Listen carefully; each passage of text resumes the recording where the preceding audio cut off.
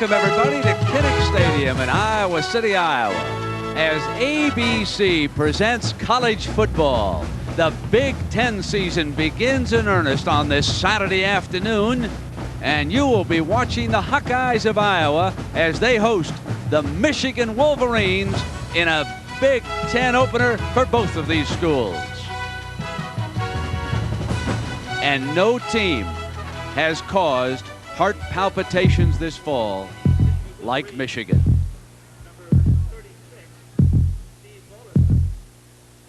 A few weeks ago, South Bend closing seconds, Remy Hamilton. And the Wolverines upset the Fighting Irish.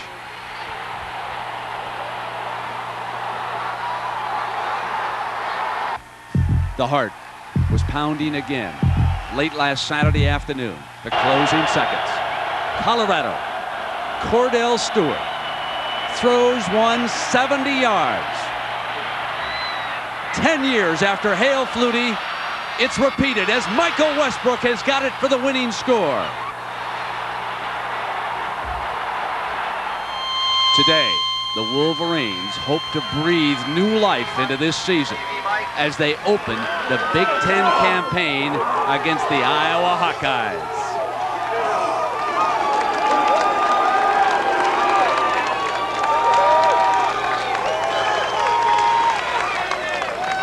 On the other side, Hayden Fry will attempt to regroup his battered troops and upset the Wolverines, who are favored here by 18. Doesn't it smell good when you come here to Iowa City? Tailgating going on behind me.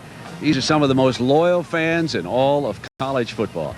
Michigan comes in to a tough setting, and of course they're coming off the heartbreak loss to Colorado last week. Now I know that the coaches have been stressing all week. Now we point for the Rose Bowl, put that one behind us. But look at what happened. They show up at the airport, the cover of Sports Illustrated. They're reminded all over again of the miracle in Ann Arbor. They won't shake this one off so easy. And so, Dick Vermeil, how about Coach Moeller? What's he coming in here determined to do today? Well, he'll never forget that one. Coaches never forget that. But what he's going to try to do is improve his running game. He's not satisfied with that, and he's not satisfied with his third down conversion ratio. So look for him to run the ball more efficiently, shorten down the yardage he needs to make that first down on third down, and attack him that way.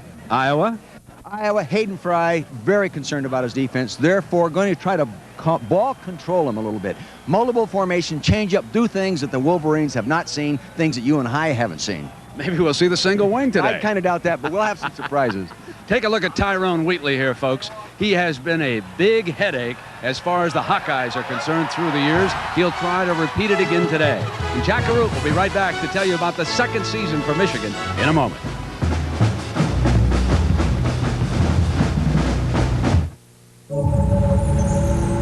Jack? Well, Brent, 1 year ago, the University of Michigan suffered a heartbreaking defeat in their first game against Notre Dame.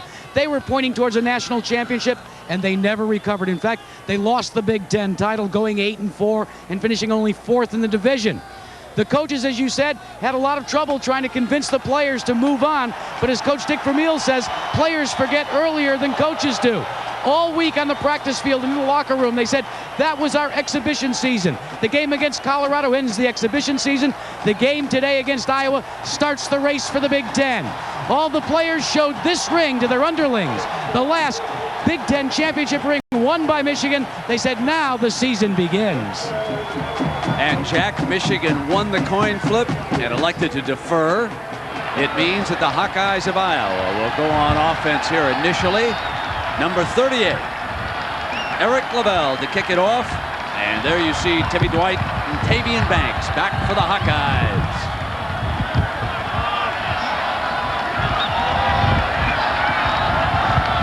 And the Big Ten campaign swings into high gear. Back at the goal line with Banks, number 22. Up the middle, Banks swatted down at the 23-yard line. And Ryan Driscoll from Cedar Rapids, Iowa, brings the Hawkeye offense out, hoping to cut down on the mistakes that have plagued him. Good running game if they can get Cedric Shaw going, but keep an eye on number 83, split into Harold Jasper. He's a big-time performer. Now, Hal Mady moves into the middle of that offensive line, and he will snap today because of an injury. Over on defense, Jared Irons, 16 tackles, the Big Ten Defensive Player of the Week for his performance against Colorado. And those of you who have followed the Wolverines know that Clarence Thompson is a dandy, a youngster at strong safety. Now Russell, the tight end, in motion. This is Shaw on the toss to the short side of the field, and a good gain of about 7 or 8 yards before Ty Law knocks him out of bounds. Dick Vermeil, give the fans an insight into the game plans that the two assistant coaches will try to use here. Well, Don Patterson, the offensive coordinator for Iowa, said they're going to use some change-up formations. They started right then with an extra offensive lineman in the game, an extra tackle, loaded up on the right side to the short side of the field, and tossed the ball effectively for the first play of the game. The Hawks come up with a 2nd and 1.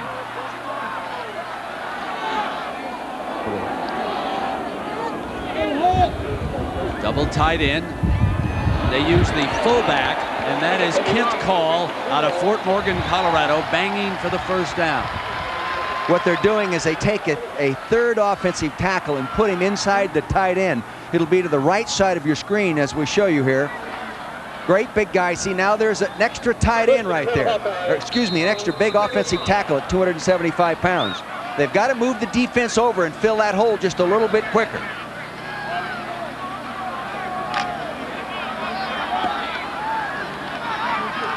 Cedric Shaw, the lone setback.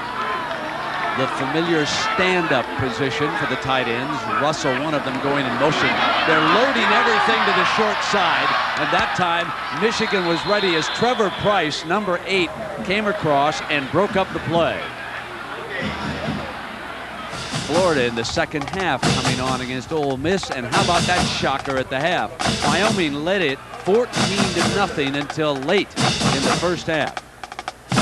Lloyd Carr, the defensive coordinator for Michigan, expected the unexpected here. I don't think he expected to see 3 offensive tackles on the line of scrimmage. They normally play a field defense. He will adjust. He'll probably slide his defense over one man.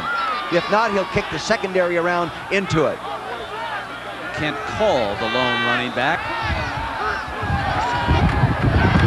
Call buried by the middle of the defense. Jason Horn hitting him first for the Wolverines, and it'll be 3rd and long, which will force the Hawkeyes probably to put the ball up for the first time. Well, Don Patterson, the offensive coordinator for Iowa, said they'd like to ball control. Hayden Fry said himself, when we've had success against Michigan, we've been successful by maintaining ball control. Hard to convert 3rd and real long against the Wolverines.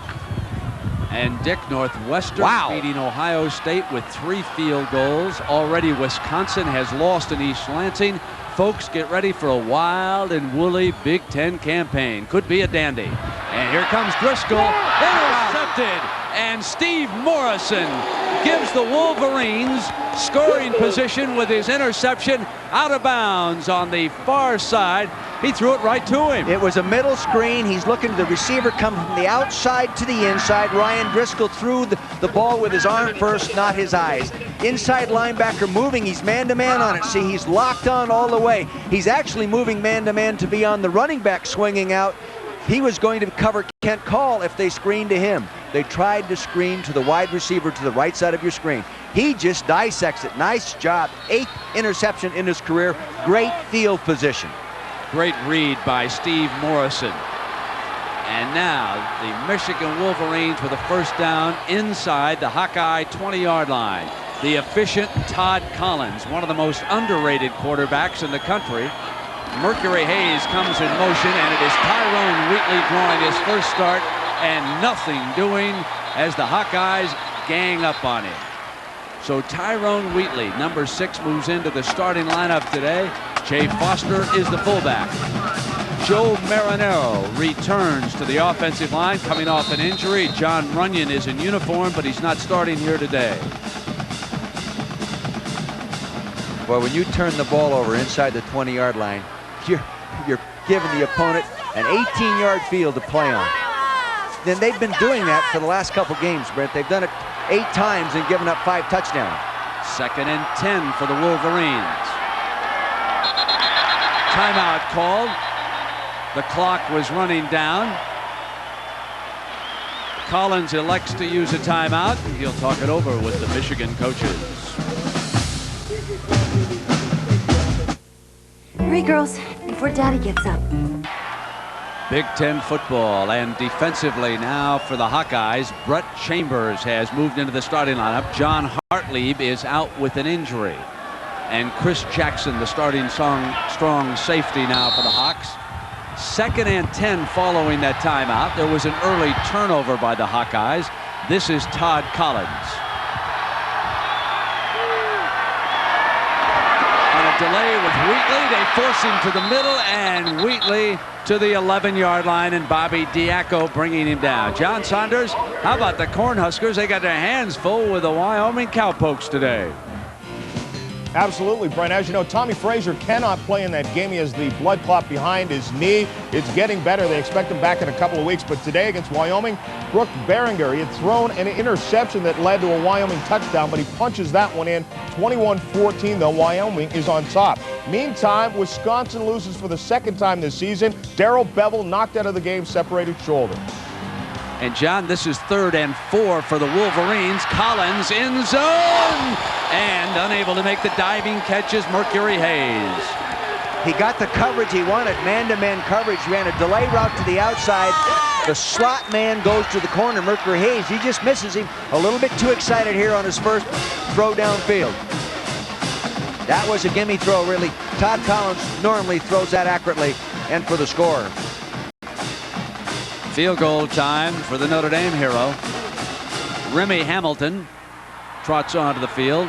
Jay Reamersmall, one-time quarterback who's now a tight end, will put it down. This is a 30-yard attempt for Hamilton. Brent, he's 4 for 4 on the season from that distance. Michigan with a field goal after the turnover. Morrison's interception sets up the 30-yarder by Hamilton. 3-0 Wolverines.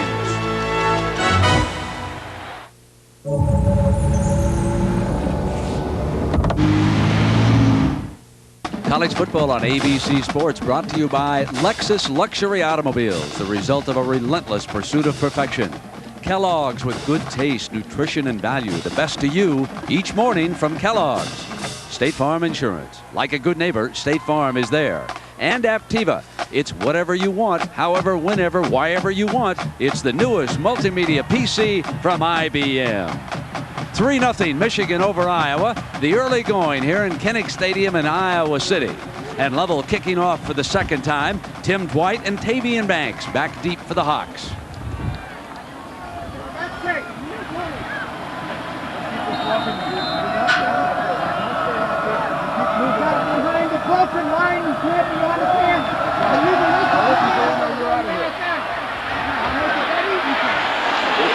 Dwight, 15 to the 26-yard line, and a good strong return for the young man from right here in Iowa City.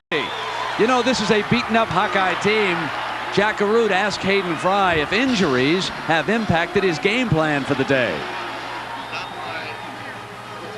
Well, we've always had to do something a little unusual against Michigan because they're so well coached fundamentally. They can make, if you come out in the regular formations that they've been practicing against, you're not going to move the ball very far. If you line up in a standard defense that they're familiar with, you're not going to stop them. So we've always had something a little bit different for Michigan, and certainly with all the injuries and inexperience this year, Big Vermeil and Brent are going to have a good time trying to call this one. That time it was just a simple off-tackle run by Cedric Shaw out of Austin, Texas, who picks up a 1st down here in their opening play of the 2nd series of the day for Coach Fry and the Hawkeyes. But that simple off-tackle play included 1 extra offensive lineman there over on the short side. Now you'll see 3 linemen here. Hold it right there. See, there's 2 tackles playing right there and a tight end still remaining outside him. Now, Call 31 gets the kick out block. There's the nice hole. It's Shaw again with speed, swinging to the outside. Right in front of the Hawkeye bench, Deion Johnson busts him out of bounds. And Shaw's a good-looking running back, Dick. Yes, he is. He can bounce outside. He has that good quickness. He did it well last week against Oregon. If Michigan has a weakness, I believe they're not quite as quick as they'd like to be in the linebacker spot. Yes, they can shut you down inside, but if you bounce outside after being constricted inside, they don't quite have the speed to accelerate outside. Colorado exploited that last week, running the option with that quarterback. They just were a step short getting there. 2nd and 4, the ball on the Hawks 46.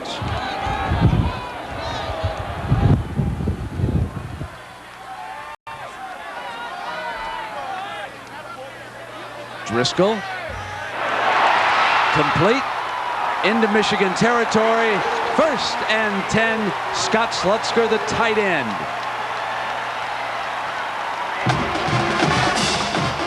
Well, the defensive coordinator, Lloyd Carr, knew they were going to do some unusual things. Now, that time they line up in a basic formation. But what that forces Lloyd Carr and the defensive coaches to do is just play basic defense until they get a pattern and a read with the formations they're going to be a defensing. The other thing I was trying to do is to break all their tendencies from a down and distance standpoint and from a formation standpoint. 1st down, Michigan territory. 3 big tackles again. And Shaw could not nice find play. room, and that was Jarrett Irons, whose daddy played in the NFL, and he was a spectacular linebacker for Coach Moeller last Saturday against Colorado. What a good one he is. Oh, he is. And you know what they tried to do, again, is show all the tackles to the wide side of the field, extra lineman to your right, and they ran back to the weak side opposite that. But Aarons reads it, number 37, comes right underneath the block there and fills and makes the play. Excellent job by a fine linebacker. Going to be a great one. 2nd and 11 after the 1-yard loss. Play fake cold. Driscoll going to throw it on the move. Incomplete. He overthrew Cedric Shaw, who had slipped out of the backfield. See, that time Clarence Thompson, the strong safety, was in between the quarterback and the receiver, and he had to throw the ball a little higher. Now, a quarterback with more experience, Driscoll, it's just a sophomore. He wasn't pressured. He could have slowed down and sort of lobbed it over the top and throw the completed pass. He will do that as he gains experience. Driscoll is a little bit banged up too, Brent. His back was real sore and didn't throw the ball very well on the practice field Thursday. One of the wrinkles, Mike Dupre has been used this week in practice as an option quarterback. Expect to see him before this game gets too far along, as Colorado was successful with the option. But here it is, Driscoll on a straight drop back, incomplete on 3rd and 11. They gave him good time to throw that ball. That pattern took a while. Now you'll see why Ross Verba, the offensive left tackle, does a real nice job right here on pass protection. He's working there against Jason Horn. He sets up properly. He keeps him there. Quarterback has a nice pocket to set up and throw. Nice job by Ross Verba, the young sophomore out of Des Moines. Trevor Price was the cover man for the Wolverines, and now it is Nick Gallery. Low snap. Gets it up just in time. Ball touched by the Hawkeyes. Amani Toomer, who caught a big touchdown pass from Todd Collins last Saturday, the deep man. We got a timeout. It's 3-0. Michigan leading Iowa.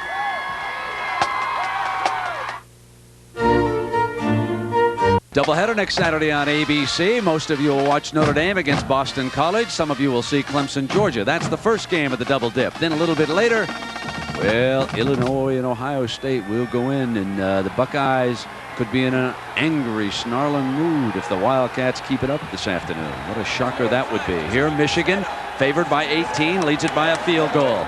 Jay Foster is in the backfield. And Collins pulling out a little quickly, now steps off to the left. There's a penalty flag down on the play. He's sacked at the 4-yard line by John LaFleur, whose daddy wore number 55 here at Iowa. In fact, so did his granddaddy. He's a 3rd generation number 55 with a big stop. You know, Todd Collins pulled out early. That's the same thing he did last week against Colorado in the final series. Remember, and they had the 5-yard penalty in that last drive. Got to be patient, calm down. He's got a lot of poise, this young man does. He makes very few mistakes. Penalty is declined. It was a 6-yard loss on the LaFleur tackle. leaving Michigan with a 2nd and 16.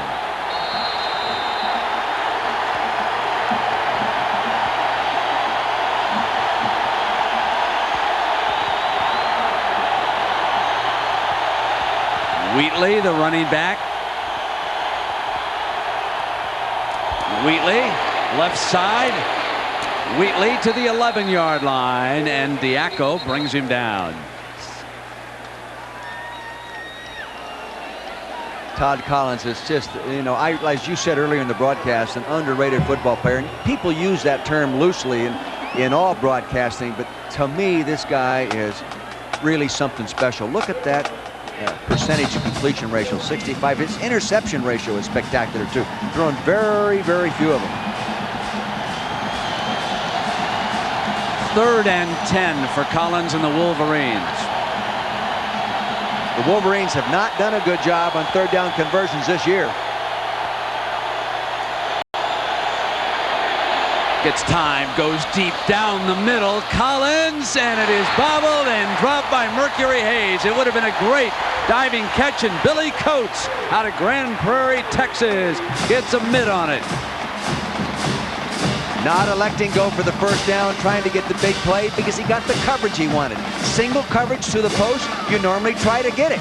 Good pressure on him initially. He sets up there. Baba Diaco, number 45, dropping out in the zone. See, he has a single coverage. He has nice time to throw. Wind up and let it go.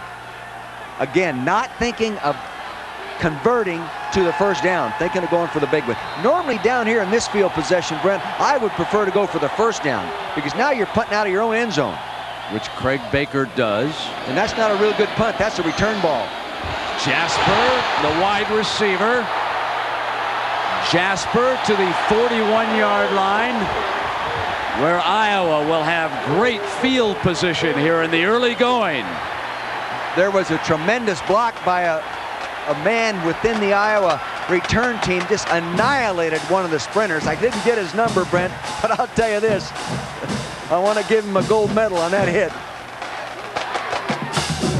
These Iowa kids are really emotionally ready to play. What happens with teams like that, Brent, many times is you gradually run out of that emotion and you come back and play on just your physical ability, and you're usually not quite as effective. Hayden Fry, a master at getting a team ready to play mentally. Half of the opening quarter gone here, Iowa City. Wolverines lead by a field goal following an interception. Ryan Driscoll out of Cedar Rapids, Iowa, on a play fake to Shaw, has time and throws incomplete. Shaw was wide open, and Driscoll cannot find the range. Look at that score, 21-zip. 21-all now as Nebraska comes back to tie Wyoming. 21. Wow. Driscoll just throwing the ball too hard. He's got to relax. He's a sophomore in a pressure situation. First Big Ten game for him. He's got to slow down. He is 1 for 5 for 5 yards with that costly interception by Morrison. Here's that unbalanced line again. Sets up. And Driscoll will come over and talk about it with the coaches, and that gives us an opportunity to talk to you tell you about some of the shows coming your way here on ABC. Sunday, if you're looking for a lift, just look for life's little surprises on an all-new America's Funniest Home Videos. Then, Mama J's wardrobe needs a lift. So Josh decides to shop. It's built for comfort and it has a little speed in it too. Till he drops on an all-new On Our Own. Still browsing. Then, can Superman save the day? The new subway's out of control. Or is it the end of the line? An all-new Lois and Clark after Funniest Videos and On Our Own Sunday on ABC. Well, who's going to the Rose Bowl this year? A year ago, it was Wisconsin. They were knocked off today by Michigan State. A few years back, it was these Hawkeyes of Iowa going out west. Michigan, a couple years ago, went out and behind Tyrone Wheatley, clobbered Washington. Penn State, the pick by many this year to make it out to Pasadena with Joe Paterno. At any rate, it figures to be a great Big Ten season here. And the Hawkeyes, an 18-point underdog, are playing with a lot of enthusiasm. But so far, the quarterback, Ryan Driscoll, has not been efficient. And that's been the difference in the ball game so far. This is 2nd and 10 at the Michigan 41. We'll pause 5 seconds for ABC stations to identify themselves.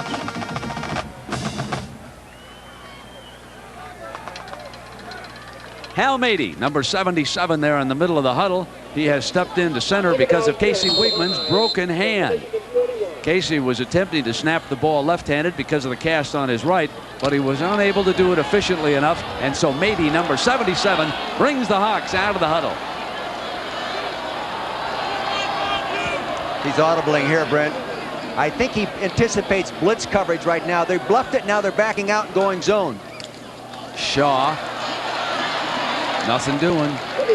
Steve Morrison, number 36, right there in the middle of that pile. You know, Mady starting this ball game and have to line up on Tony Henderson, the fine nose guard for Michigan, is tough. 79, left side of your screen. He's a physical player. Mady's doing a nice job of holding his own, Anto. Give him an A for effort and gives him a little leg whip. That's not legal, young man. Anything goes when it's in a war. That's the Big Ten. It's the Big Ten. Campaign opens. It's 3rd and 8.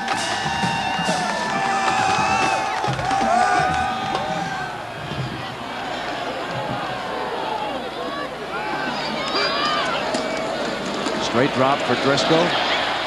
Now under pressure down the middle and a little bit high and incomplete. Anthony Dean, the intended receiver, and Clarence Thompson with coverage. Oh, is number 77 going to be a dandy, folks? Oh, and Trevor Price, number 8, gave Ryan Driscoll a dandy too. He goes back in the drop back. It looks like he's going to have time to throw the football.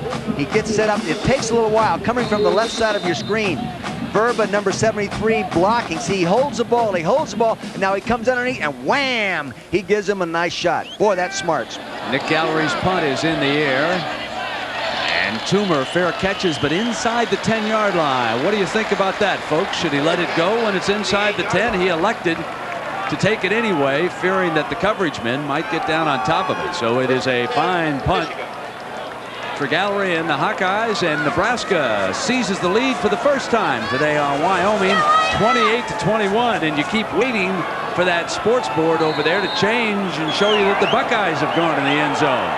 How about those Wildcats this year?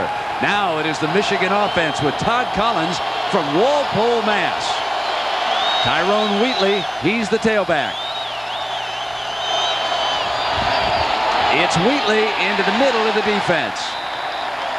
Bill Innesing out of Kirkwood, Missouri, makes the stop. What they did that time, they slanted the 2 defensive tackles underneath the guards and scraped the linebacker right up in the hole, anticipating the inside run. Michigan likes to spread you out with 3 receivers, get your defense spread, and then go ahead and attack you inside. No change. Northwestern, you and I both said, we're a much improved football team. They're doing a nice job of coaching up there. 2nd down and 8 after the 2-yard gain for Wheatley. Collins changing up at the line. Wheatley up the middle for daylight. It'll be close to a first down. We'll see how referee Jim Kimmerling, and he signals yes it is. So first down for the Wolverines, who lead it here 3-0. With Dick Vermeil and Jack Arute, I'm Brent Musburger. Nice to have you along with us here on this overcast Saturday afternoon in Kinnick Stadium, but they tell us no rain. A lot of enthusiasm here as the Big Ten season begins in earnest. Michigan trying to shake off the nightmare of last week in Ann Arbor. Hayden Fry, a loser to Oregon. They won their first 2. Now they've lost 2 in a row. And it is Todd Collins faking Wheatley on the draw. Out to the side to Hayes on the completion. Parker Wiedemann is the leader of the defense for Iowa. Very intense young guy. I sat in the film study room on Thursday and he was watching tape with me. He told me he could read the line splits. Here he is to the right side of your screen, number 56, working up inside there. He said he could read their line splits. When they're tight, they're going to throw or run outside. When they open up, they want to run the draws and that kind of stuff inside. He says, I'm giving signals to my other players. That play for a 3-yard gain, and it's 2nd and 7 against that Hawkeye defense. A lot of change-ups for the Hawkeye defense. They move in and up, trying to give Collins different looks. Basically, what we're seeing here today is that the Michigan offensive line is starting to saddle up and play some muscle football. Wilderman made the stop that time, and it was Wheatley into the middle of that defense. This is something they did not attempt to do against Colorado until their last 2 series. It was a more wide open, hell for leather kind of offense that the Wolverines showed us, and then suddenly on their last 2 series prior to the miracle, they drew very conservative. Coach Moeller was criticized for that approach, but really, if it wasn't for one fumble by fullback Shea Foster, I think the Wolverines would have put the Buffaloes out of their misery. The only question I would have for Coach Moeller and the staff is why not run Foster a couple of times in the first half? Why make his first carry down at crunch time? Don't you run the risk of a fumble in that situation? I'm sure the coaches will review that. Now it's 3rd and 2 for the Wolverines, who lead it here by a field goal.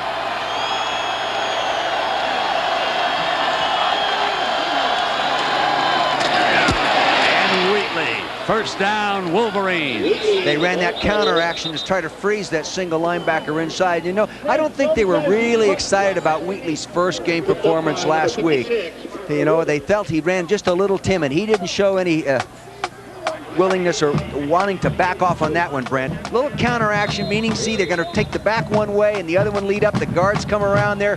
He gets a nice little crease in there for that first down. 7 carries for 32 yards here today, almost 5 yards a pop, so a little bit better, keeping the shoulders square, and they're using him on the muscle approach. Now off the toss, he'll cut back. Good tackle by Bobby Diaco out of Cedar Grove, New Jersey. Bobby Diaco has played every snap of defense this year. They just don't have any linebackers. 2 kids were not eligible once the season started for academic reasons. That lost 2 guys. Then they had some injuries. Here's Diaco right here. Now, he's careful not to overrun the play. He stays back behind the ball. Critical to do that. If you overrun in that cutback, see, he stays behind the ball, maintains very good discipline, and steps up there and then fills it. Nice job, Bobby. Chris Webb is in that defensive line, and Tim Biakabatuka in the backfield. Number 21 on the toss. Runs the slant, and that is Chris Webb, 98, who rides him down. So here is Biakabatuka, who in the absence of Wheatley gave Michigan some great games back there at that tailback spot. Chris Webb did not practice all week. It was questionable. He had a warm-up today to determine whether he could play. He had a slight knee problem. Obviously, he can play. He was a walk-on out of junior college. And Iowa's had great success with kids walking on here. Had 17 walk-ons become starters over the last few years. 4 of them had become team captains. 1 of them, most valuable player on the team. Good utilization of personnel by Iowa coaches. 3rd and 6. Biakabatuka. He is the running back. Michigan saying, let's strap it on and let's play. Now it'll be Collins. Gets time, and it is dropped. Pass was intended for Pierre Cooper. Diaco had dropped back on the tight end, and he was the coverage man. Todd Collins did a real nice job on this, ladies and gentlemen. They've been trying to improve his skills of looking defensive people off. He drops back, and he looks left, and turns and throws a beautiful strike to the right. Cooper just doesn't come up with a catch. Good performance for the beat-up Hawkeyes on defense so far overall. Craig Baker punts again for the Wolverines.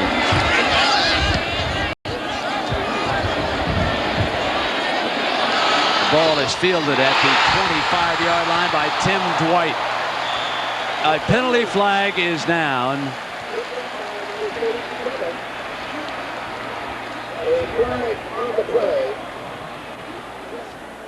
Referee Kemmerling will sort this out for us, and then we'll get an update on that Nebraska situation from John Saunders. So he'll give the signal, and then New York take it away. All right, Brent, taking the throw from the official this time around. Lawrence Phillips has led Nebraska all the way back from down 2 touchdowns. 40-yard run here, 8 carries, 118 yards. 5th consecutive game, 100 plus. It's now 28-21 Cornhuskers. Brent. John, it was a matter of time, wasn't it? But here the Hawkeyes are playing with a lot of enthusiasm, but they make a big mistake on that run, and it'll come to the 20-yard line for Ryan Driscoll, who will attempt to settle down in this series. The Hawkeyes are being shut out right now by Michigan. 3-0 is our score here in Kinnick Stadium. Cedric Shaw, the tailback, has been an impressive runner. Comes again. Shaw bolts off to the right. There's a penalty flag down again as Chuck Winters makes the stop, and now a second yellow flag comes down. Offensive line coming off the ball nicely, regardless. Stay with the referee and the penalty, boys.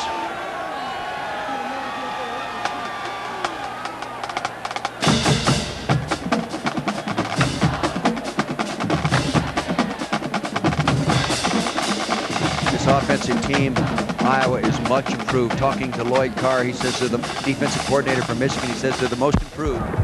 There are multiple fouls on the defense.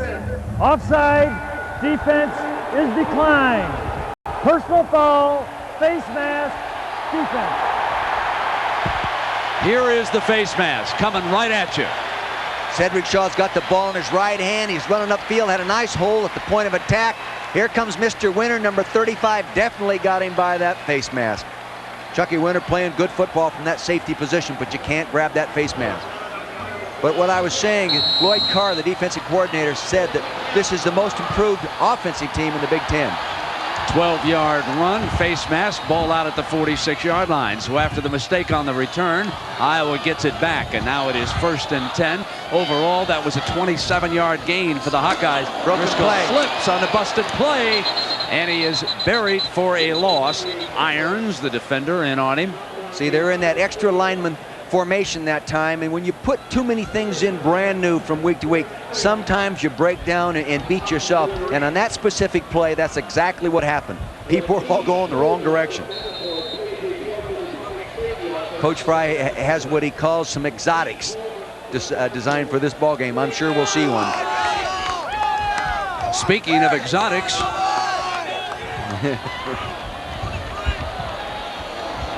audibling.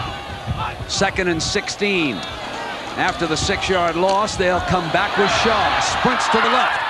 Gets the corner, but only briefly as Ty Law comes up, and also Jared Irons. That's not a sandwich you would enjoy.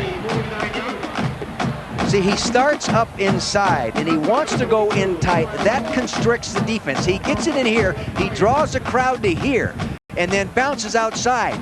And I'm not too sure they quite have the quickness to re-accelerate as linebackers and get out there and make the plays like they would like to. See, they start up inside, he gets going, now here comes Irons. See, he can't make the play. Other backer can't make the play. The corner, Ty Law has to come up and make it.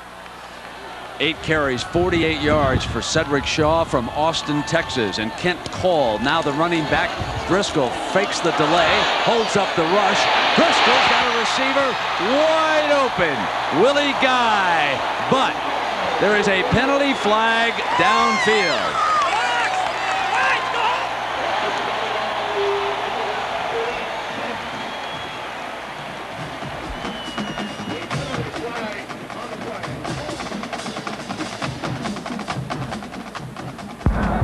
Holding on the defense is declined. 1st down.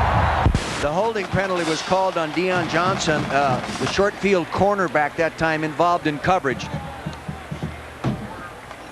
Good time to throw the football. See, he pedals, he fakes the draw right up there, gets blocking upside. That little draw fake many times is just what you need to freeze a pass rusher out there all alone on Ty Law. Ty Law's got a lot of confidence, finishing strong last year with 4 interceptions in the last few games and playing well so far. He thinks he can cover anybody. That time he lost. Hawkeyes inside the Wolverines' 40-yard line. 1st down at the Michigan 37, trailing it by 3. You know, Iowa through the first 4 games of the season have averaged 6.7 yards or so a snap on 1st down. And that's the only way they can hang with these Wolverines, is being really effective on 1st down plays, getting those 2nd and short and 3rd and short situations. An impressive running back so far for Coach Fry. That would be Cedric Shaw. He's been able to get to the corners a couple of times against this Wolverine defense. They pick up Willie Guy as a receiver. Willie's out of Memphis, Tennessee. He adds some speed. Shaw set the freshman running back record last year, Brent, as you talked about him, 561 yards. He had a very good first year, and he's demonstrating why now, averaging 5.9 yards coming into this ballgame. That was Jason Hinlin of Downey, California over there on the sideline. And a reminder that tonight on the ABC Family Movie, the network premiere of a classic Disney, Homeward Bound, The Incredible Journey. Then is Tony's new recruit on the take, The Commish, tonight on ABC. Closing seconds, first quarter, 1st and 10. Hits the motion man, slipping out of the backfield. It's Anthony Dean of Pompano Beach, Florida. See, Michigan likes to hang back in their pre-called coverage. They change the formation of motion, don't rotate a safety up in there, so they just dump it. Temple at Penn State. Woo! Not going to beat up on his former buddy, Ron Dickerson, as we come to the end of the first quarter here in Iowa City. Listen to these Hawkeye fans. They love it so far.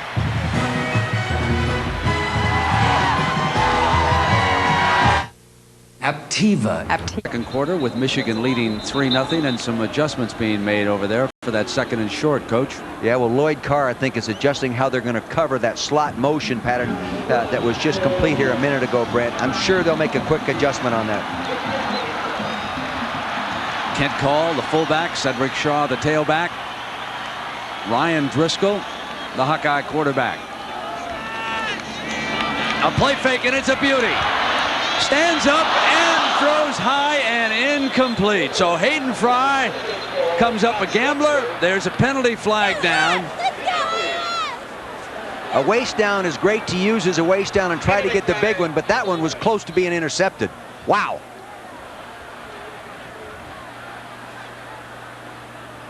Aiden, you got to know when to hold him, know when to fold him, my man. He's had a lot of success doing the unusual. Holding on the offense, 10 yards from the spot of the foul. Repeat, 2nd down. It was second, was it? Yeah, I guess it was. Here's the holding right there. That's Fritz Foucaire, number 67. He does slam dunk right there, right in the middle of your screen. Can't grab him like that. That's too close to the umpire. Yep, so it'll be 2nd down now, and the ball is brought back to the Michigan 43. This will be a 2nd and 17. See, you shot yourself in the foot with that decision on 2nd and short. See that?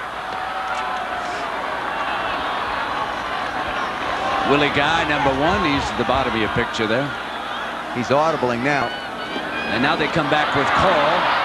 Now you see that would have been good enough, Coach, for a 1st down on the last play, but instead it's going to be 3rd and long, and here are the numbers from the opening 15 minutes. Well, you look at plays, pretty even. 1st downs dominated by Iowa. Total rush yards, everything right now in favor of Iowa. I really look for the pass yards of Michigan to pick up here in the 2nd, 3rd, and 4th quarters. Turnovers, Iowa one-time time of possession. Hey, within 2 seconds. Excuse me, Coach. I think Michigan dominated the turnover category, if I can have a vote. Yeah. Did I read that wrong? No, you didn't. You just said that Iowa dominated everything, and I'm just kind of like making light of that. Okay. I just love that turnover, partner. Okay, now here is Driscoll off a play fake, got time, goes for the home run, and he's got it inside the 5. Harold Jasper.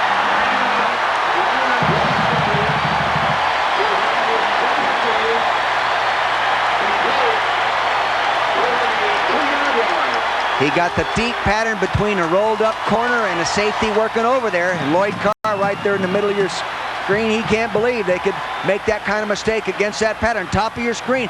Draw fake. Whole linebackers gets back. He's looking right, looking right. Now he turns back. See, that prevents the safety from getting over there. Now you'll see the safety, the right side of your screen, working right over there. That's Thompson trying to get there. A late step in getting there.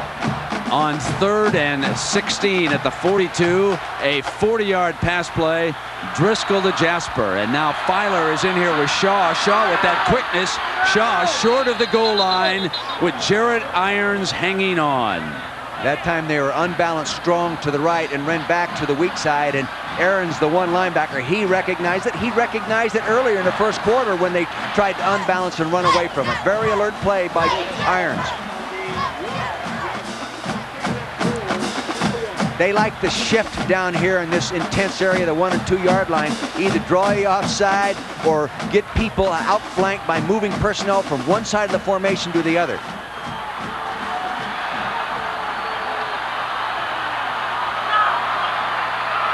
Filer is the fullback. Filer is short. Tries to break free. Michigan holds him as Clarence Thompson, the safety, comes first, and Rob Sweat. Oh, how that Thompson delivered a big blow for the Wolverines. You can see why he has some great press clippings coming out of high school. Just a handoff to the fullback right up inside. He comes up over the top, and he got help. Yes, he got help from the other linebackers in there. That was Rob Sweat, number 44, that helped him, but he needs someone else to finish him off if a linebacker hits him first. Don't let him roll forward. Timeout being called by the Michigan defense. Michigan will talk about it. 3-0, but the Hawks are threatening. Yep, he's trailing by a field goal, but he's got a chance here to take the lead. This is 3rd and goal down there at the Michigan 1.5-yard line. Cedric Shaw, the Texas running back. Here comes the shift now. They like to come toward the shift now, Brent. And they roll Driscoll in that direction. Driscoll keeps it. Touchdown, Iowa. A penalty flag. Hold on.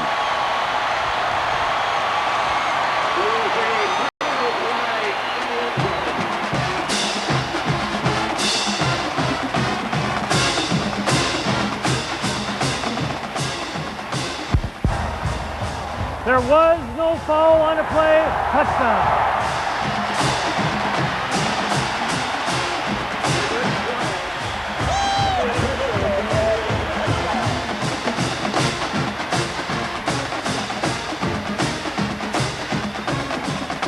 They shifted over, got the man-to-man coverage. Nobody covering the quarterback. The receivers all out. Everyone covering the receivers. Soft corner, no contain, touchdown.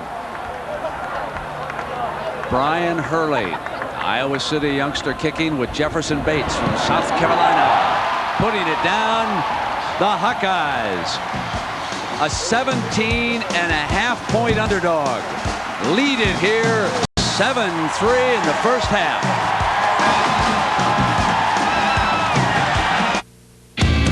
There's a place near. There's someone still celebrating Jack Root's birthday.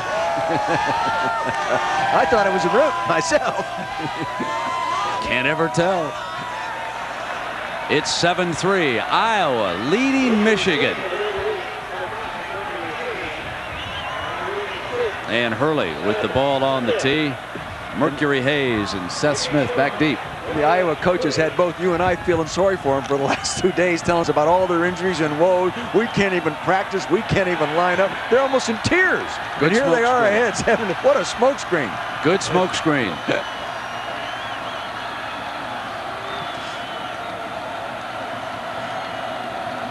He's a sly one, that old Hayden is. I'll tell you that, ladies and gentlemen. So the other man whacks it high. And it is fielded by Smith. And Smith slips a tackle. Oh! Michigan recovers. Number 27, King, was able to fall on it.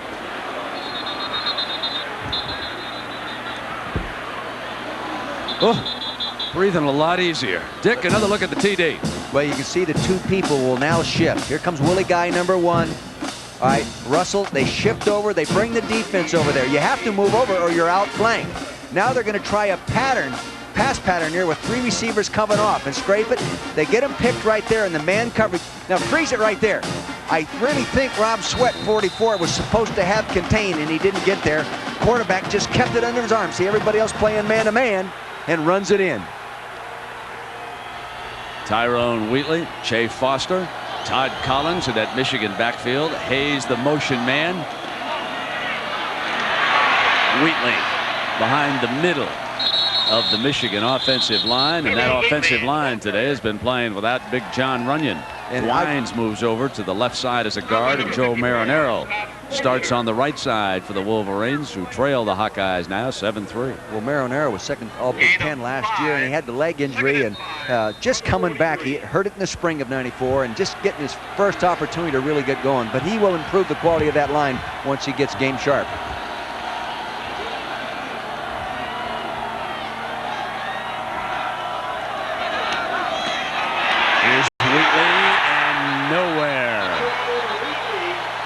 Jason Hinlin.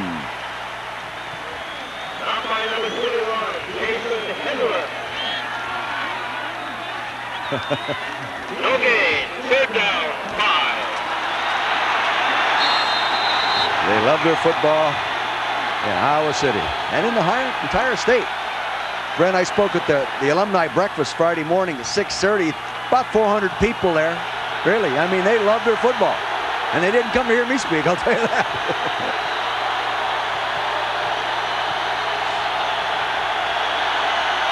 Collins gets time. Wheatley slips out of the backfield and is covered by Marquise Porter of Newark, New Jersey. See, they went with a blitz. They brought the linebackers. Now that means your safeties are going to be tied up on other people. So you get up and get in that coverage. They lay the ball off. Couldn't get the ball downfield. He's locked right on. Porter comes right up as a safety and takes that second guy out weak side, makes the play. What do you think, Good folks? These Hawks on fire or what? Well, Bill Brazier and his defensive staff are doing an awfully good job of mixing up what they're doing with their defensive fronts and their coverages. Baker punts again for Michigan. Lousy punt. Wow. Baker unable to bury Iowa deep. I think that ball wound up in the stands, didn't it? A 4-yard punt. Oh, my.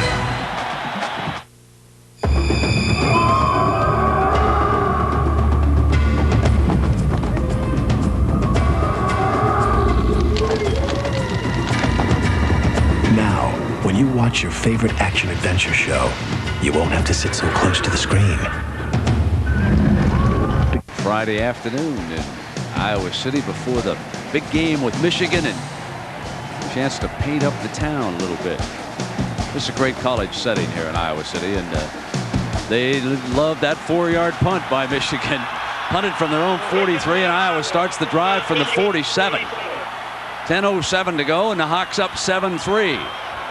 Driscoll, who after a slow start is coming alive, and Cedric Shaw is tipped up, and down we go to Jackaroo. Jack, by the way, happy birthday. Well, thank you, Brent. You know, one of the great things about this stadium, Kinnick Stadium, is the fact that there are so many great fans, the underclassmen, the undergraduates all around here. But here's a problem for Michigan. This is the bench area right here. Now, normally you'd have 20 yards or so behind it, but look at here. Here's where the fans are. Now, it makes it extremely difficult for the coaches to talk to their charges when they come off the field. And believe me, this crowd is into this game today. Makes it pretty tough to hear you, too, Jack, by the way. Okay, second down now for the Hawkeyes, up 7-3. Driscoll can't find an open receiver. That's not a legal formation. Not a legal formation. Yeah, they called it. See,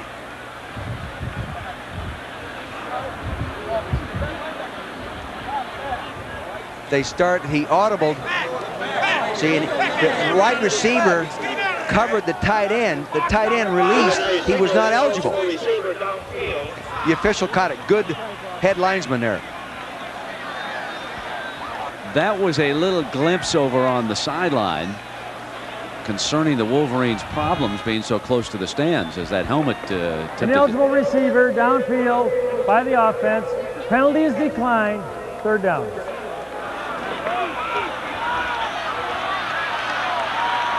See what happened? They see the tight end started to shift back right here in an audible, and then the receiver moved up and covered him.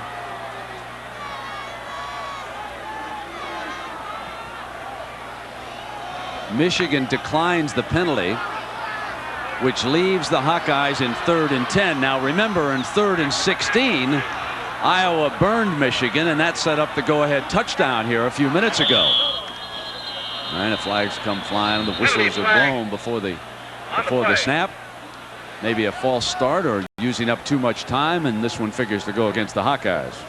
Iowa's the most penalized Big Ten team right now. They came in averaging a little over 8 penalties a ball game.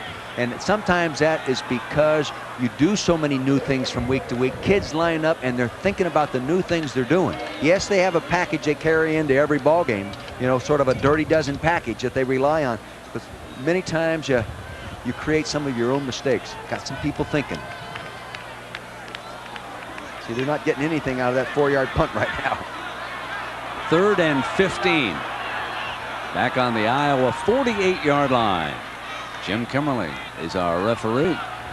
Roger Haber is the umpire here in this Big Ten crew. 4 down linemen for the Wolverines.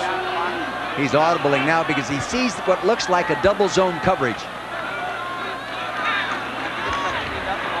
Inside hand up, and Shaw is tripped up. Shaw is hit by Jason Horn off the inside hand up, and Shaw was well covered that time on the little lateral play. He'd have been better off to drop it, and they would have called it incomplete, eh? See, those inside shuffles, if you get any kind of penetration, that's hard for that running back to cross properly there, clean line of scrimmage, and accept the ball. Defense just whipped that one. Nick Gallery back to punt. That's not a good punt. He won't return it. So this has not been a kicking clinic here so far. And a reminder what's coming your way Monday night.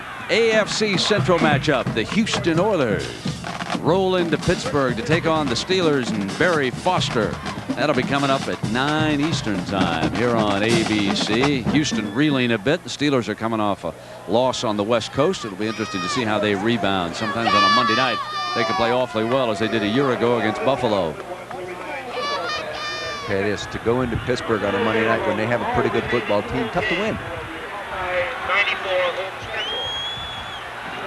Well, Michigan a little shaky so far, Coach. Very shaky. Can't get any consistency in anything they're doing. Fake to Wheatley. Collins picks him up. Wheatley is short of the 30-yard line. Tom Knight is the defender. See, he wanted to use the play action and go downfield to the deep square end. The defense took it away. He went to his layoff man. Pass coverage right now doing real well, and the pass coverage people are the strength of the Iowa defense. The best thing they have right now are 5 or 6 kids that can play pass defense. Biaka Batuka checks into the game, and Wheatley goes out. Number 21 is your Michigan tailback.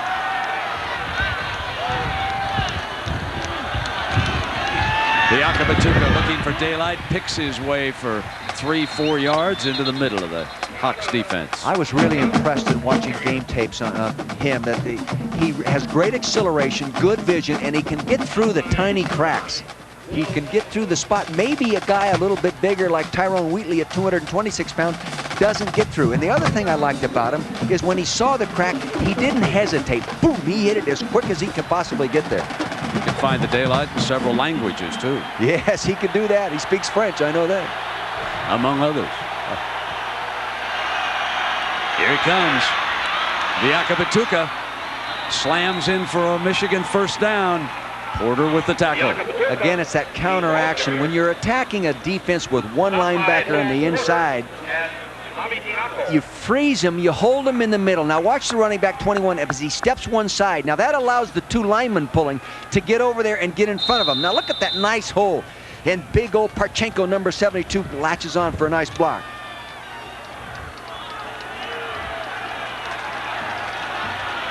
Averaging almost 6 yards a rush with 3 touchdowns for the Wolverines. Hayes is your motion receiver. Biaka Batuka. Brent, they got to go outside. The defense is constricting everything. They've got to go outside, use their speed, make the Hawkeye defense chase him to the sideline. They have that kind of speed. I wonder if he heard what I said. I kind of doubt it. He's done a great job. You know, his record over 4 years compared to the 4 years of Bo's last 4 years is almost identical. The only difference is 2 ties. 2 ties, that's it. 37 wins, 36 wins. But Gary has 2 more ties.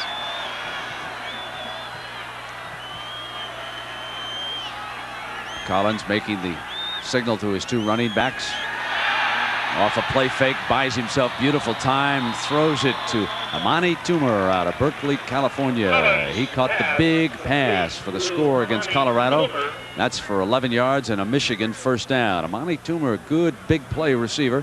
Got behind that Colorado secondary and burned him last week. You know, and when the coaches talk about him, and talking with Coach they rave about this guy. You know, and most coaches don't want to boast too much, but they think this guy has the potential to be a great receiver, not just a good one.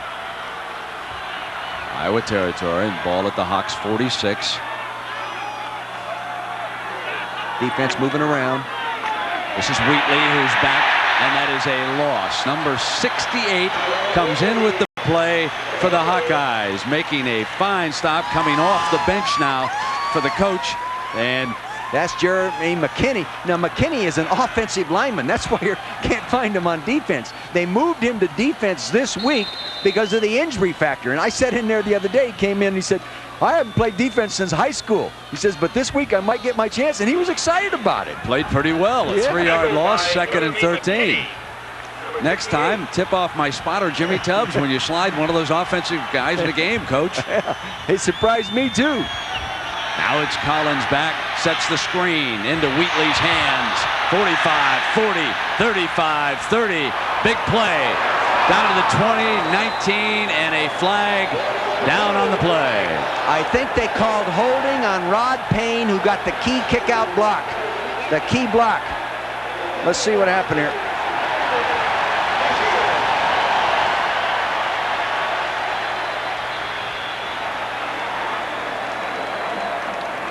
And an injured player.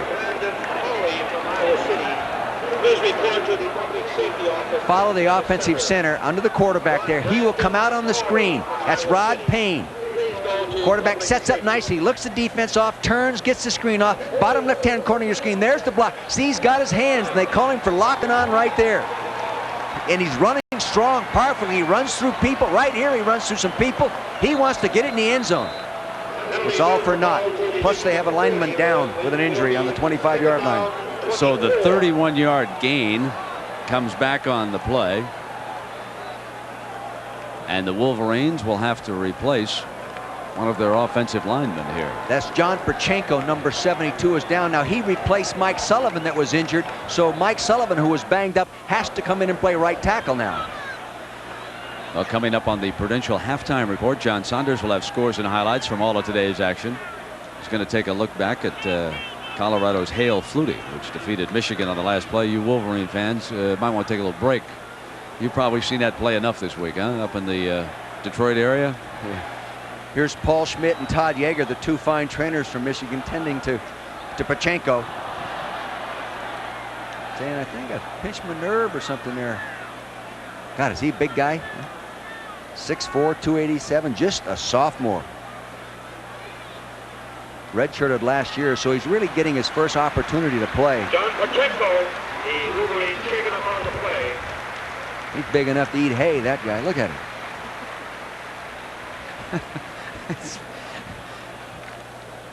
Coach, you come up with some classics every now and then, man. But they cannot afford to lose offensive linemen. They're very thin there anyway.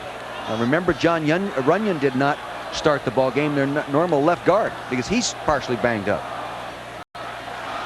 Well, it's a 2nd and 24 for Michigan at the 40-yard line, with Iowa leading 7-3 here, and 5 minutes to go in the first half. And cool hand Luke, Todd Collins at controls for the Wolverines.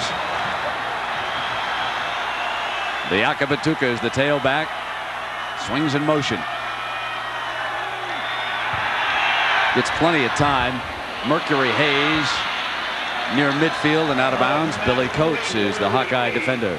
The offensive line did an awfully nice job that time of picking up the stunts by the defensive linemen. They cross-charge, and I'll tell you, when you have an offensive line that's makeshift right now, people playing out of position, that's tough to do. You have to give the offensive line coach, Les Mills and Mike DeBoer, credit for teaching those kids how to handle those line stunts.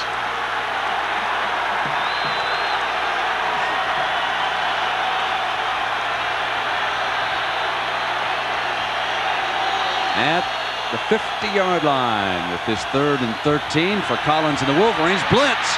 Collins avoids it and complete. He hits Toomer. And Toomer inside the 25 for a first down for the Wolverines. They blitzed him. They got a lot of heat. Offensive people did a nice job of picking up the linebacker blitzes. But I'll tell you that what really impresses me here is the poise. You can see Diaco 45 pressuring up inside. He's a linebacker. Now watch him just step up in there. Never ever does he look rushed or panicked in a pressure situation. Great poise. Michigan came to Iowa City determined to play muscle football. But suddenly Collins is finding wide open receivers, and the Wolverines, who trail, are on the move. Inside the Hawkeye 25-yard line. Wheatley swinging outside to the right, and he is just short of the 20-yard line. Ennis Ing makes the stop. Ennis Ing is from Kirkwood, Missouri. I really believe as they mature with this game plan and they watch what's happening out there, you're going to see the Wolverines run outside more. Block those defensive end outside linebacker people and get outside. So the coach wants Wheatley told what the situation is here. The ball at the 21-yard line. 3:45 to go, second quarter. Wheatley picks his daylight. Wheatley found that crease beautifully and makes it to the 12-yard line, and another first down. See, Wheatley can see those cracks, and he has the acceleration and speed to pop through it quickly. Now he starts out, he wants to get outside. They constrict him. Here's the big guard right there. Glines, Leeton gets a nice kick out right there, and he bursts right up inside there. Doesn't look timid on that play. Looks like he's getting sharper and sharper as you carry the ball. It's an injury-riddled but emotional Hawkeye defense attempting to hang on here with this lead. 1st and 10 for the Wolverines inside the 15. Collins changes the play at the line of scrimmage. Off hit beautifully by Fahala, and now Mercury Hayes comes free with it. You talk about poise under pressure. You talk about awareness. Boy, does he ever have it. Hayes is out there, single coverage, one-on-one. You see him right there in the top of your screen, just going to run a little short hitch pattern.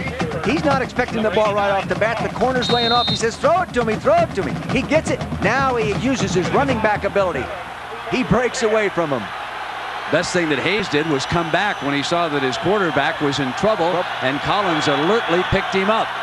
Now the ball is at the Iowa 11-yard line. And here, Biaka Batuka swinging wide to the outside, inside the 5-yard line. Very close to a first down. Let's see where this ball is spotted. You see again the way they were lined up defensively that time, Brent. You can't stop that play. There was no one on the tight end. You got to keep running out there. It's 1st and goal, and Dick, what about Biaka Batuka just taking it the other way? Well, I'll tell you, he can go up inside too. You know, he's the touchdown maker. He is. 9 games, 8 touchdowns. He won't get an opportunity. They're going to bring Wheatley in. Well, he's bigger and stronger, and he's the record touchdown runner in the history of Michigan football, so might as well let him do it. 41 touchdowns already for number 6 Tyrone Wheatley. Will this be number 42? We'll see. 1st and goal now at the 2. Cooper's the extra tight end on that side. Wheatley to try it, and he's jammed up in the middle. Nothing doing that time. George Bennett out of Miami, number 49, met him. All right, now you either have to throw it on this down or run it outside. Use your speed to get to that end zone. Right to the corner, right to the flag. They're doing a real good job of bottling that up inside. You have to give credit to John LaFleur and Parker Wilderman inside there. Bobby Diaco. Oh, this would be huge for the Hawkeyes if they could hold Michigan to even another field goal. 2nd and goal. Wheatley slants back. Touchdown, Michigan. The Wolverines back into the lead on Tyrone Wheatley's 42nd Michigan touchdown. He breaks a record every time he scores 6. He did a nice job of allowing that play to develop too, even though he's running at the 1-yard line. See, they run the fullback one way, make a fake to him to freeze the inside linebacker, give it back off there. He sees the crack up inside and just gets those pads down and powers to the end zone. Remy Hamilton attempting the point after. Remy Hamilton trots onto the field. Mark Bullock out of Muskegon will snap it. And Jay Remersma puts it down. It's a 10-7 Wolverine lead. 1:45 to go in the first half. Michigan's second lead of the game, and down we go to Jackaroo. Jack. Well, Brent, let's tell you a story about Remy Hamilton. You know, last year he was less than consistent. In fact, before the Notre Dame game, the story's been well documented. He says he didn't know he was going to kick field goals until he went out for pregame warm-ups. But let me tell you the ritual that he and his mother and father performed in Boca Raton, Florida all summer long. 50 practice kicks a day, with his mother holding the ball, his father Harry doing the shagging of the balls, and the last kick every day would be 50 yards or more. And his mother started the routine, and she used to come up to him and say, all right, this is the one for Notre Dame.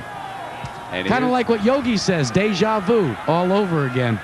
And he made it to beat Notre Dame, and then following practice every day, she went home and had herself a nice Remy Martin. I'm not kidding, folks. That's how he got his name, man. Mom liked the Remy Martin and says even now his nickname is Cognac. I gotta like that mom.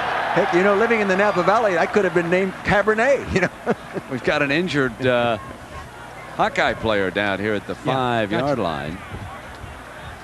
Marquise Porter may be down. We'll hold on here and see. Ed Crowley and his training staff out there with Coach Fry. You know, Ed Crowley, the trainer here, played football at Purdue with Bob Griese. Is that right? Yep. Talking to him at the breakfast the other day.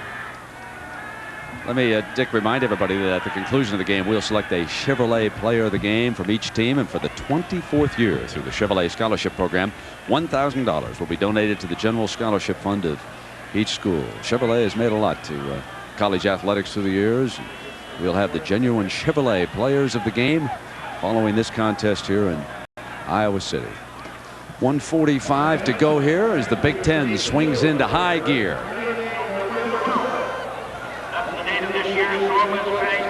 Florida a winner today. Nebraska has come back. Florida State takes the weekend off. Penn State, Colorado both winning. Arizona goes later. Michigan now leading. Notre Dame winning against Stanford. Be interesting to see, can Michigan still win the national championship? It was a question raised in Michigan. The answer to that question is a definite yes if a combination of factors happen. The one thing you have to remember about the college polls, if you're going to lose early because you've got time to battle back. So yes, it was a major blow to their chances this year, but no, they're not completely out of it. In other words, if Notre Dame had lost early in the year to Boston College and then had come back and beaten Florida State late last year and gone on to win in a bowl game, they would have indeed been crowned national champion. That's how the polls work. And here's Porter, who was shaken up over there on the sideline.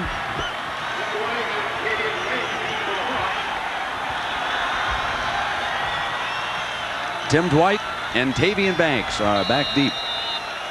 There they are at the 2-yard line, set to return this. 1:45 to go. We get word that Porter is okay, just shaken up on the play. Better get on it. Jasper running over there, and so too is Tavian Banks, number 22, who pounces on the ball and saves it. That's a free ball. Well, let's see what Hayden elects to do here. He's got 1:44. He's down by 3. His quarterback has turned it over once here in the first half. And he doesn't want to turn it over here. You know, they've had some momentum in this first half. They played them uneven. They just lost a little momentum by giving up the touchdown with 1 minute and 45 seconds to go. Better off here not to take too many chances. No exotics down here at this time in the game. On the other hand, you never know what the Sly one might come up with. Wiggum is in the ball game at center. They moved in that offensive line. It's now going to be 1st and 15. That ball is going to come back to just outside the 10-yard line. Casey Wigman is now in at center. Now he's the young man that broke his right hand, and he's going to try to snap it left-handed. Good tight.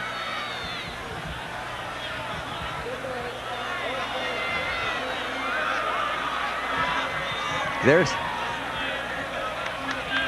that club. That's not a club, that's a weapon. You get a misdemeanor if you hit anybody with that thing. But he will snap it. Now on the practice field the other day, Brent, they dropped 3 snaps. during practice with that left-hand snap. So it is nice defense. Cedric Shaw, and now 1:39 to go.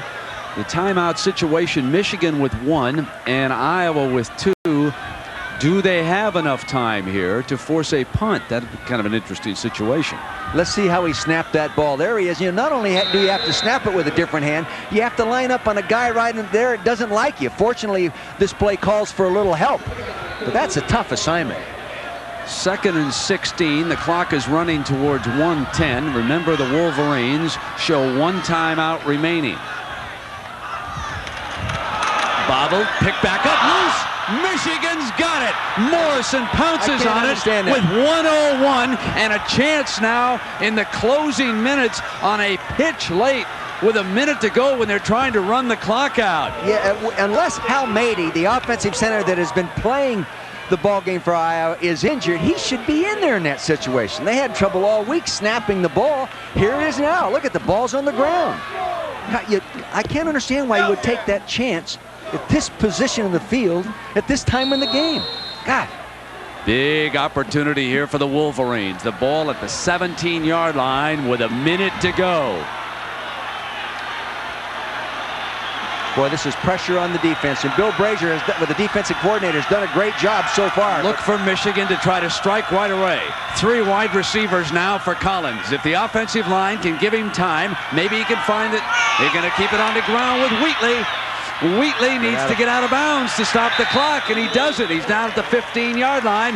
1 timeout remaining for the Wolverines. A surprising play, and even more surprising that Wheatley just hauled it out of bounds. Well, they had him spread sideline to sideline with 3 receivers to the top of the field, the wide side of the field. Normally, they work back to Amani Toomer to the short side of that. That time, they just spread him out to run the draw. Well, I'm surprised that they didn't chuck it into the end zone on 1st down.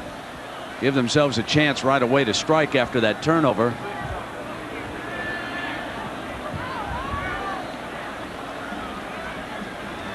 In talking to Coach Moeller about his offense, he says, you know, he knows he'd like to run the ball a little bit more than he has been, but Todd Collins is so good, he wants to take advantage of his ability too. Maybe take advantage of it on that 1st down call. Now the coach is reminding them of 2 things, because I could read his lips. Number 1, if they get a 1st down, and that would be at about the 6-yard line, the clock stops while they move the chains and to hurry. Number 2, he reminded them, get out of bounds if you're over there on that sideline. He's got 48 seconds to work with now, and he's out of timeouts. Now remember, if they're going to set up a field goal and they don't get that 1st down, somebody's got to get the ball out of bounds.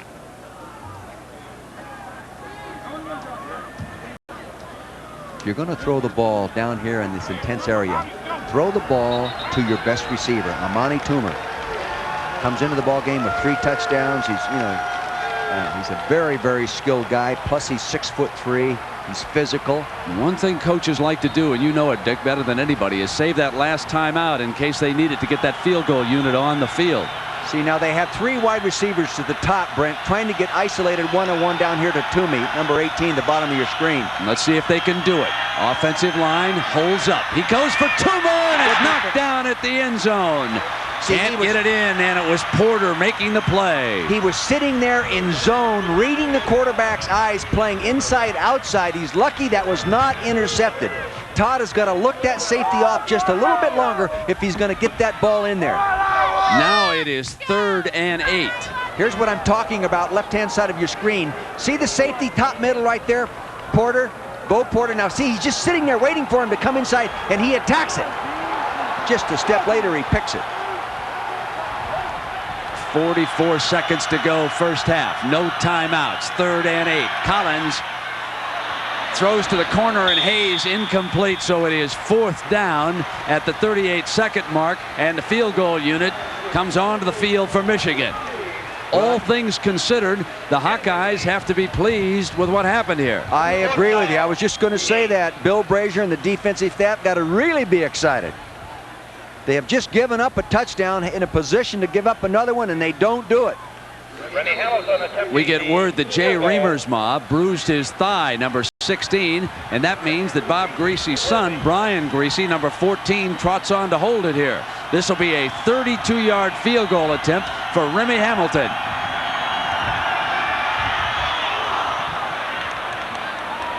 He's 2 for 2. Well, it is 13-7, folks, but if you're a Wolverine fan, you're saying should be 21-7.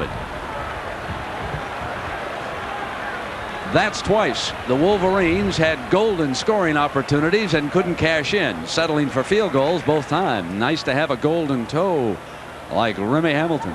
And be able to kick under pressure like he's already demonstrated he could do, you know, a few weeks ago. 42-yarder against Notre Dame. Oh, those turnovers. I think they brought that one on themselves. Substitute a center in with a broken right hand that's never played, and again, snapping with your left hand, you're asking for trouble.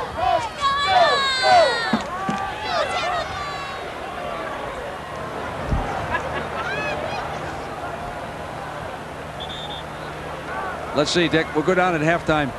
You coach the Hawkeyes, I'll coach the Wolverines. It's real easy up here for me to hand out free advice. Right? You bet. You know, when I was coaching, every once in a while, a friend would tell me what some analyst said. I'd be all upset. Did it make you mad? Oh, yeah. What the hell does that guy know about it? You know? They do get mad when we say those things. Yeah. Well, they should. Eric Clavel. Ball on the tee.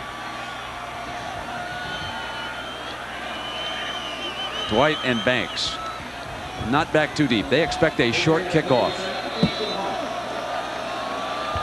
They do not expect shades of Notre Dame here.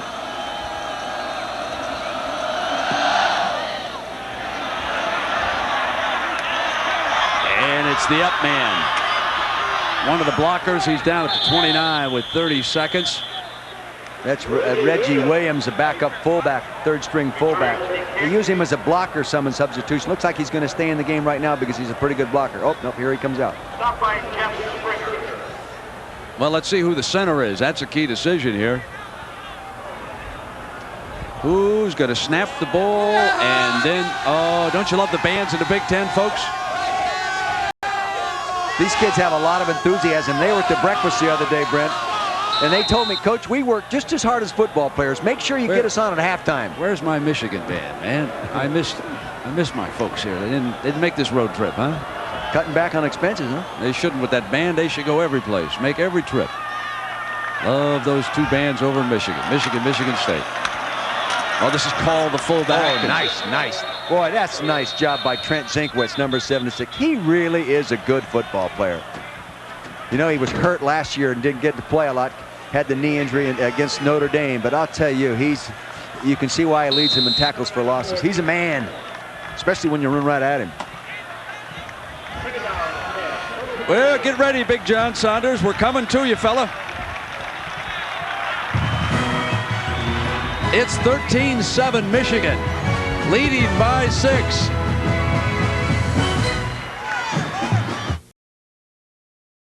Well, at halftime, Michigan leads Iowa 13-7. I want to thank Mrs. Olson from Iowa City for sending me this necktie. This is the land of the pork bellies here, folks. And this is something. Look at that little porker down there, Potter, huh? I'm embarrassed. I bet you Arlene is embarrassed looking at that tie. Oh, my God. It's not one no class. That's all right. No, listen. Yeah, futures are up here in the Midwest. Yeah, you would know. Let's talk about some of the key plays now. Iowa had a big pass play to Jasper to set up their first touchdown. They came back on a 3rd and long, and they were able to spring him here, Coach. Well, they gave him time to throw the ball. This took a long time. They faked the draw in there. But actually what happened, they broke the coverage down to the right side of your screen. The safety did not get over to help the corner. See, the corner was rolled up. The safety there, Thompson, did not get over there quick enough to make the play. Good throw.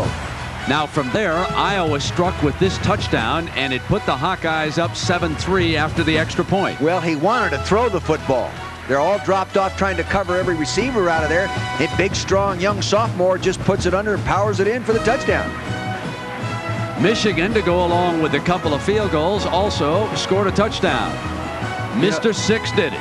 Well, we can all praise this guy, and coming off the injuries like he has, that shoulder. Here he doesn't show his favor in that shoulder at all. See, he puts it down and uses it a battering ram. Now, we want to go back on this turnover because it cost the Hawkeyes 3 points. Suddenly the center, Wigman, with a broken right hand, was sent in. Now he's a right-handed snapper. As Dick Vermeil told you in the first half, he's been practicing left-handed. Led to this bobble. Wolverines recover, kick a field goal. Jack Arute, what was the explanation of the Iowa coaching staff? Well, Brent, I asked head coach Hayden Fry just why did you replace Matty with Wegman? He said, I didn't. I said, was it a mistake? He said, yes. He said, I can't believe that it happened. You guys up in the booth know a lot of times, especially when you're getting down towards halftime, things just happen automatically. It almost sounds to me like maybe Wegman talked his way into the game. Painful conversation, huh? 13-7, and we'll take a look now at the numbers from the first half. Michigan with 34 snaps to Iowa's 30. And Dick, what do you make of the yardage situation? The Hawks, of course, with 2 costly turnovers. Well, it's pretty even, as you can see right there. Michigan up 11 yards in total offense, 14 in rushing, -3 in passing. I kind of think that Michigan will throw the ball a little bit more efficiently here in the second half. You really have to credit Iowa for playing as tough as they have. They've had to go on the field defensively, and defense, a fine offensive football team, inside the 20-yard line twice and didn't give up a touchdown either way. Good coaching and preparation by the defensive staff led by Bill Brazier. Brian Hurley to kick it off. Smith and Hayes back deep for the Wolverines to start the second half here at Iowa City. Michigan favored by 17.5, leading by 6 at the half. Smith. And Smith returns it to the 34-yard line. And it'll be Todd Collins and the Wolverines coming back out. Now here's a young man who's not been mentioned in all the Heisman hype this year, but folks, do not overlook Todd Collins when you are considering a worthy candidate. Tyrone Wheatley off to a slow start because of that injured shoulder, and it's entirely possible that it'll be Collins who will carry the banner of the Wolverines when it comes around to that vote in December. I'll tell you, the other people that better really be alert for that guy is evaluate him critically in the NFL draft. If I was a new franchise, he'd be my guy right now. Really? I haven't seen anybody any better. No, I'm really impressed with him. Here's Tyrone Wheatley. He's the running back behind Collins. They're going to slant him to the outside, and he is met by Jason Henlon out of Downey, California. Number 21 has played pretty well. Yeah, he didn't get back underneath that kick-out block. He's got to go underneath that kick-out block. Now, here are some fellas to consider. There's another Collins, named McCary over there at Penn State, and running back Janet Carter, who's been very, very impressive, and Cordell Stewart, who can launch a football 70 yards. They all are candidates because of what's happening to the leaders when the season began. It's the wounded Heisman hopefuls: Tommy Frazier, Steve McNair, J.J. Stokes, Tyrone Wheatley. And McNair, we hear, is probable today. So all the injuries have thrown it up in the air, Coach. They're stemming that defense around. Diaco tackling Wheatley. He's on the verge of breaking that type of play every time he carries it. Just one more step. So it's third down here for the Wolverines and 3 yards to start the second half. Now in the first half, one time in a third down situation, they went for the 6-point play. The way it's been going, I think they'd be better off just to try to pick up the first down.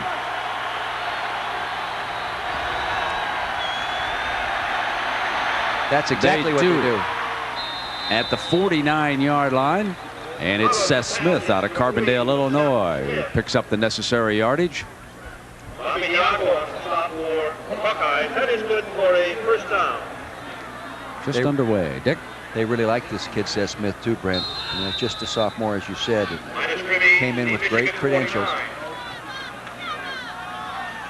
They have a lot of good young football players. In fact, this total offensive football team really only has 2 starters in there that are not going to be back next year. Wheatley in motion.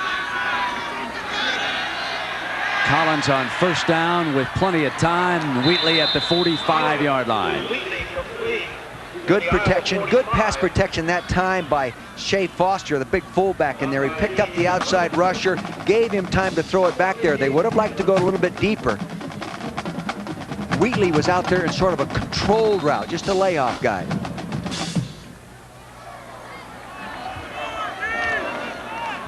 Todd Collins had one of the great athletic records in the history of Massachusetts. At Walpole, one year he played in 3 state championship games: baseball, basketball, and football. I think he's audibling again, Brent. Diaco Batuka is his running back, and Collins is going to go for the home run. Incomplete. Toomer, the intended receiver. Toomer was double covered. Knight out of New Jersey over there to make the play for the Hawks. Excellent corner coverage. What they did is they ran a little stop and go. And first off, that's tough to throw accurately, and it's tough to defend. But you can see the corner did stay right with him. And number 4, Pat Boone, comes over and makes a play. And they said Tom Knight was the best coverage guy they had on the squad. He could be a great corner someday. He demonstrates it there, coming a fine receiver.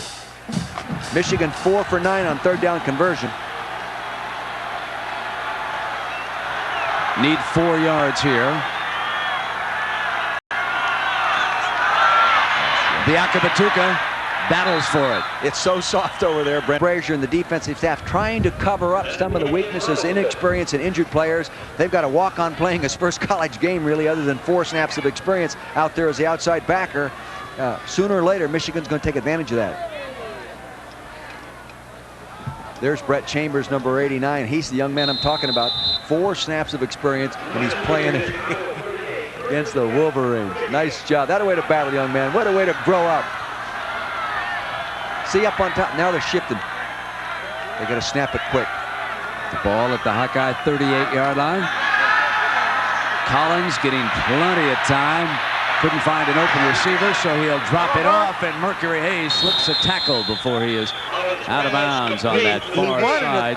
He wanted to throw the curl pattern to Amani Toomer, but Amani was not aware of the underneath coverage. All he had to do was curl around the underneath coverage. Top side slot. See, they're coming up there playing 3 deep zone. You see the safety roll up in there. He's going to run the turn in. Now you've got to roll away. He does a nice job, Mercury does, of moving away from that underneath coverage. That's the kind of pattern that puts a lot of heat on a defensive secondary in college football. And the ball is at the Hawks 33-yard line. Collins in trouble, steps away and throws a one-hopper incomplete. He picked up Damian Robinson, and the crowd yelling for intentionally grounding. I think it was just a pretty good play on Todd Collins' part. When he made the turn, he spotted the wrong color jersey, and he decided to throw a one-hopper in that direction. Yeah.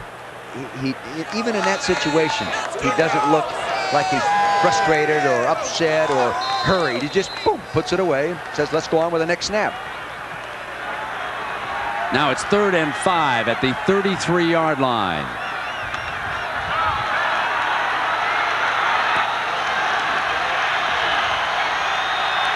They're taking an awful long time to get lined up. They got down to 6 seconds. 3. Collins. Incomplete. Cooper claiming that he was interfered with, and the quarterback agrees. Bobby Diaco was all over him. You notice Jay Remersmuth, the starting tight end, is not in there because he has a thigh bruise.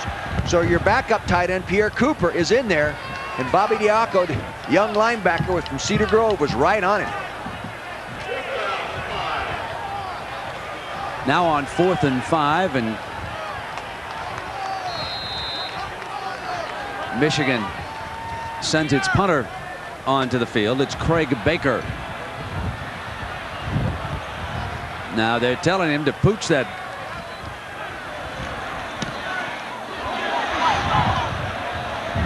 Coverage team. It's a beauty. At the 1-yard line, Craig Baker of Terre Haute, Indiana, buries the Hawkeyes. Well done, Baker. That was excellent. You know, his dad was his high school football coach. His dad's going to really appreciate that one. That's hard to do. Makes up for that 4-yarder, too, Coach, for the first half.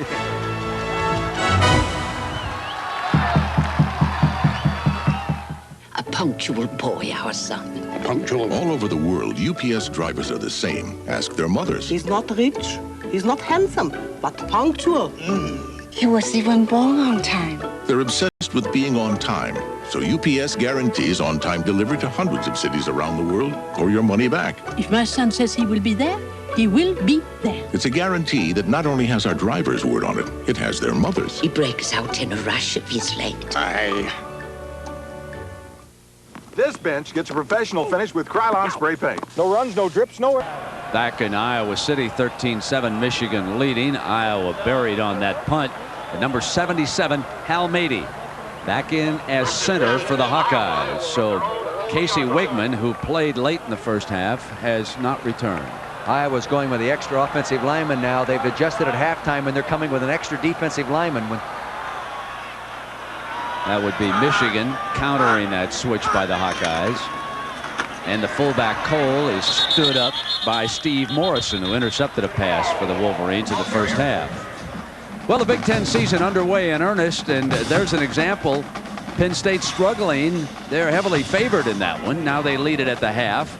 Indiana comes back, and Northwestern loses, but only by 2 to Ohio State. Purdue stuns Illinois in Champaign, and Michigan State with a big win for George Perlis over Wisconsin. So some surprises today, in the Big Ten. Here it's 13-7. Michigan heavily favored.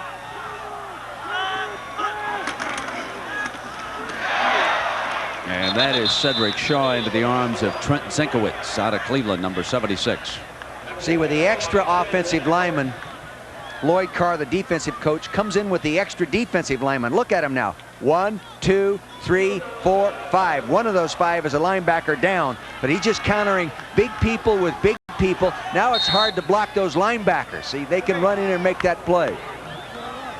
3rd and 7 coming out from their own 5-yard line. Iowa 3 out of 7.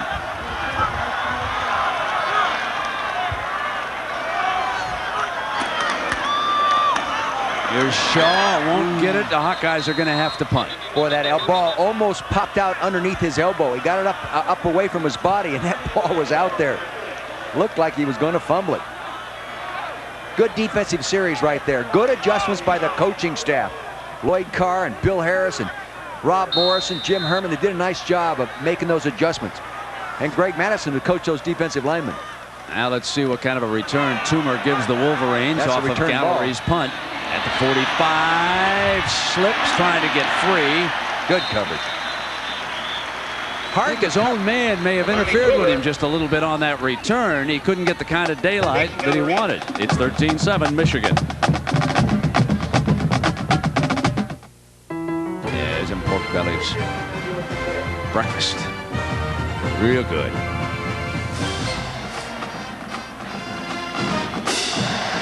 Wonderful setting here at Kinnick Stadium in Iowa City, Iowa.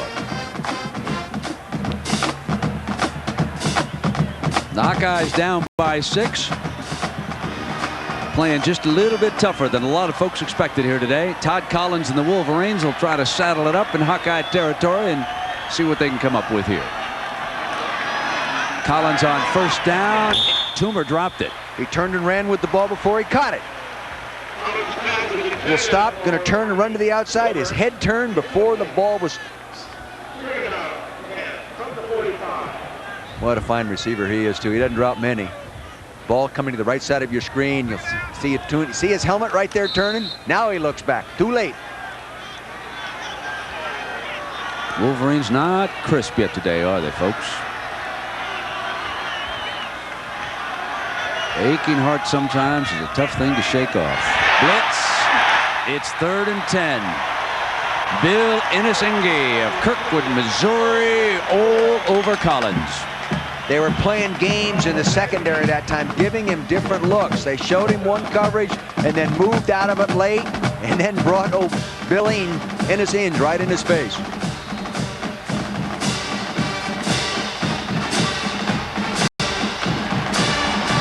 Tim Biakabatuka is the running back for the Wolverines. The crowd alive again. It's a 3rd and 10 for Michigan. Here comes the blitz. Line picks it up. Collins burns it. Toomer holds on this time. Toomer breaks free. And Toomer, with 3 Hawkeye defenders on him, crashes to the 10-yard line. 1st down, Michigan on the 35-yard gain. See, the coverage was man. They went over and they doubled the slot side of the formation. You'll see what I'm talking about right here. Then they went back. Now see the slot up here, 2 receivers. Watch the secondary as they work there. Give the isolation one-on-one coverage right here. Todd Collins reads this perfectly. There they go. They're going to go double the inside and outside in the slot. Single coverage down here. Good coverage by that corner, but it's tough when the quarterback gets that kind of time and the defender gets no help. And strong running by Toomer. Down officially at the 11-yard line. 1st and 10. Biakabatuka is still the running back. Cuts into the middle of the defense. Picks up 4 yards. I'm going to say that once. Biaka Batuka. I worked all week on that to say that clean. I kept adding another Tuka in there. Our producer, Kim Belton, he worked on touchdown Tim. The coaches call him Tamunga because that's his first name. They don't call him Biaka Batuka. Fine young man. Yes, sir. Yep. Got an injured Hawkeye. That is Parker Wiedemann down there. He's the leader of the defense, the emotional guy, the holler guy, the tough guy. Co-winner of the Defensive Hustle Award for 1993. He's right in the middle of the screen there, playing defensive tackle. He just circles around right there, frees it right there. See, he did right there. He's leg whipping right there to get out there to trip him. He never quits. You know, Coach, one thing I always see in Iowa is that Coach Hayden Fry never, ever stays on the sidelines when a young man is injured. I don't believe that any coach in the country is ever out there with every injury like Hayden Fry. This goes way back to the early 80s. I used to come in here, Chuck Long and those fellas, and Coach gets one of his wounded warriors, and he's one of the first ones out there. I hope he is not hurt badly because they are just, you know, they can't just handle any more injuries in that defensive front.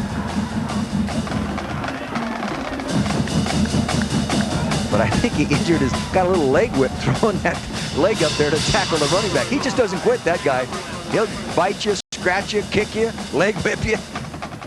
How good a job is Duke doing this year? 5-0. Is Coach Goldsmith a good one or what? What, you bet. You know, I read a nice article by him, and he gave credit to the coaching staff that was fired for doing a great job of recruiting and leaving him some good players. Class statement by a class man. Ritchie in at fullback. Biaka Batuka is the tailback. This is a 2nd and 6. The ball is at the Iowa 7-yard line. Biaka Batuka breaks free. Biaka Batuka touchdown. Holy cow. He took on half the defensive team. Whoa. He even got a helmet rolling free from Tom Knight. Oh my gosh. He did that on just talent and effort. I tell you, you don't coach that kind of effort. You're born with it. I've always said the finest coaching job is done in the home by mom and dad. They've done a good job with this kid. That's just effort. John Ritchie, number 40, leading him out there. One block, one tackle there, 2 tackles there. Good block right there by Gines. Up in there, he gets a pass down. He just keeps his feet moving. Excellent effort. Now Remy Hamilton is in, and in the first half, it was young Brian Greasy, and he's still out there doing no good. They've missed the extra point. Hamilton's kick is no good. Wide to the right. Michigan. Down by 12, you'd normally go for 2. It would have been better off. He tried that stunt all last week. I'll be right back. I'm bored. Let's count the palm trees again. Why are you looking at me like that, Iggy? You okay? Cut it out. You're weirding me, man. Stop looking at me like that, would ya? You're creeping me out. Cut that out, man. For the great taste that won't fill you up and never let you down, make it a Bud Light. Iggy, you're gonna twist my head off. Iggy. Financial concerns. Medical problems. Driscoll backpedaling. Wide open. And there's a penalty flag down. Scott Slutzker, the receiver, a penalty on the play. Holding. And while we do that, let us check in with John Saunders on the Huskies of Washington. They still feeling the effects of...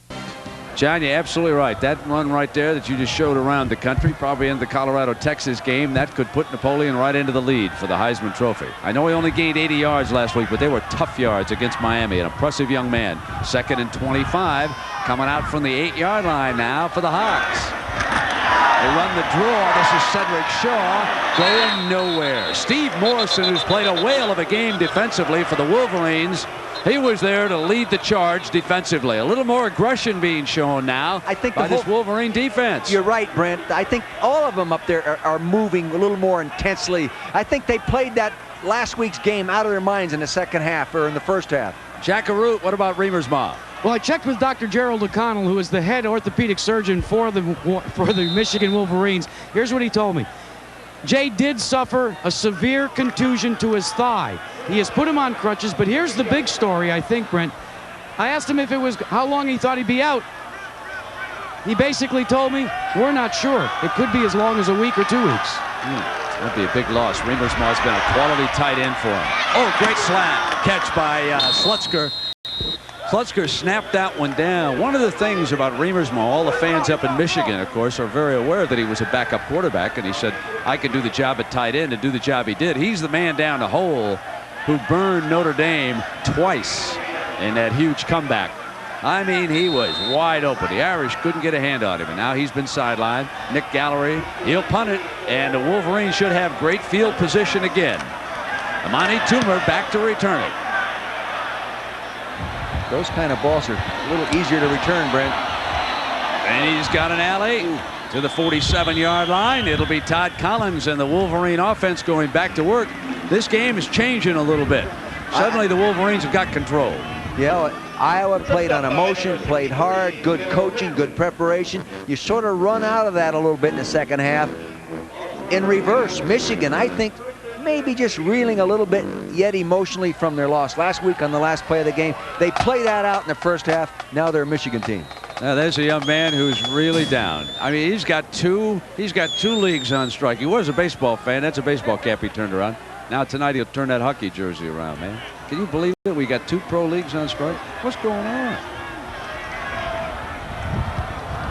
Well, here it is Michigan, 19, Iowa 7. That's what's going on here. And Wheatley, penalty flag is down on the play. Wheatley out of bounds inside the 10-yard line, but there's a yellow flag, and I believe this one is coming back.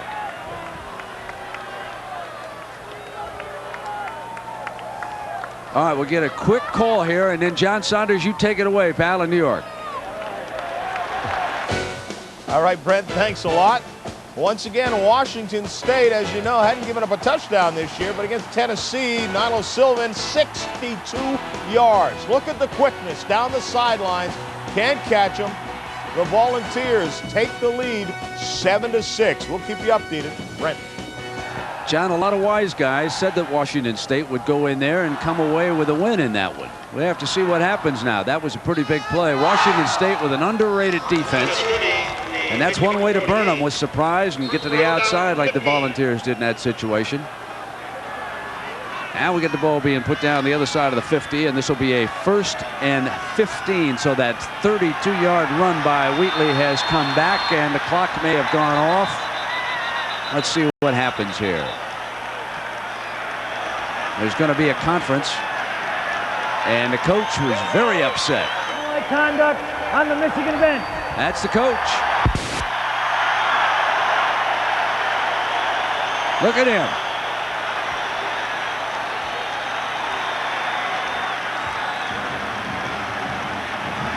Is he arguing they're starting the clock too soon?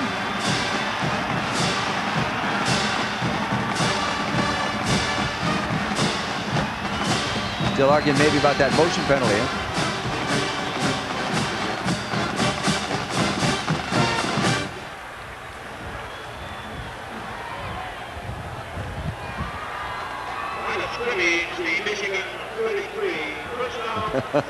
Having been there myself a few times, I know that feeling. Well, even though you know that feeling, Coach, you might not want to get a penalty for your team. I know it, but you never know when they're going to call it. Now it's 1st and 30, and you're digging out of a pretty good hole, and you're at least, for the time being, in a ball game here. Wheatley, they come back with him. You know something? I really think now what they have to do is give the ball to Wheatley. He's regaining the running form that he finished the season with last year. He's running with confidence. He's running strong. See, just taking it back there on the draw, he gets just avoids a man. Look at that good running ability. Look at the lane he sees right now. See, and showing the maneuverability to make a guy miss in the backfield is something I haven't seen him do a lot of in his running career. Nice job. 13 yards on that run. Biakabatuka replaces him. 2nd and 17 after that run. Offensive line gives Collins great time. Toomer over the middle. The Michigan offensive line is now giving Collins all the time he needs against this injury-riddled Hawkeye defensive unit. And he's the kind of guy, as efficient as he is, Brent, career-wise, 65% career. Coming into this ball game, throwing 71% complete. Excellent coaching, excellent prospect.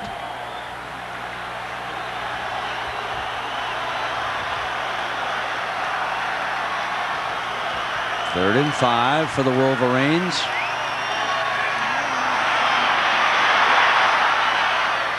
Boy, does he run. Woo! Biakabatuka. He is a tempo setter, this guy is. You notice how the players rally around him? They like him.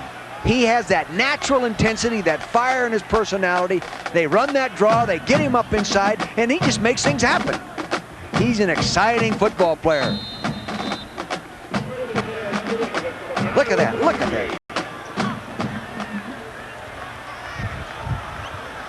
Biakabatuka's the running back, and he has gained 61 yards, and this offensive unit has bailed out that penalty on Coach Moeller, hasn't it? There he is. Biakabatuka explodes into that hole again, and he is down at the 16-yard line. Rod Payne, you know, when you run the ball inside as well as they're running it right now, you have to have a center and a couple guards doing a job. Rod Payne doing a job right here, right in the center of your screen here. Watch this young man come off the ball. Look at him driving. They're spinning off him. Sometimes if you spin like that from a defensive technique standpoint, you spin away from the play. That's what happened. But nice blocking by Rod Payne. 2nd and 3, and back comes Wheatley. What a rotation. One star to another. How would you like to be a defensive player trying to take on this pair of tailbacks? This is Wheatley. Wheatley the hole just nice short of that first down, and Marquis Porter said, I will take him on. Did a nice job, Bo did. He came up there, you know, he's a 185-pound safety, came up. He did a good job just fundamentally, Brent. You know, got the pads on him. This is 3rd down and 1 yard for the first down to keep this drive alive here at the 3:40 mark. Rushing, yeah, now they're really starting to pick the ball up. 134 to 59.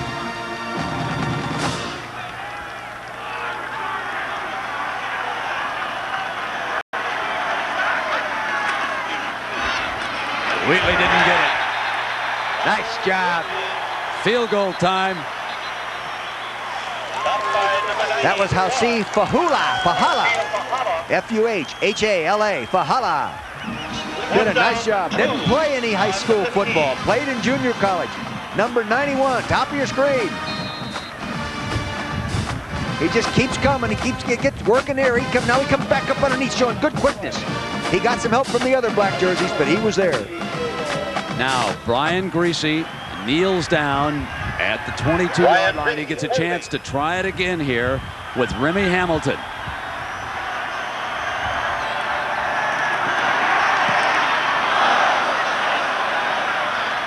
And this one's good, and Remy Hamilton is perfect in the field goal department. The one he missed was an extra point, and so young Griese, he's like Pops. He's a quick learner.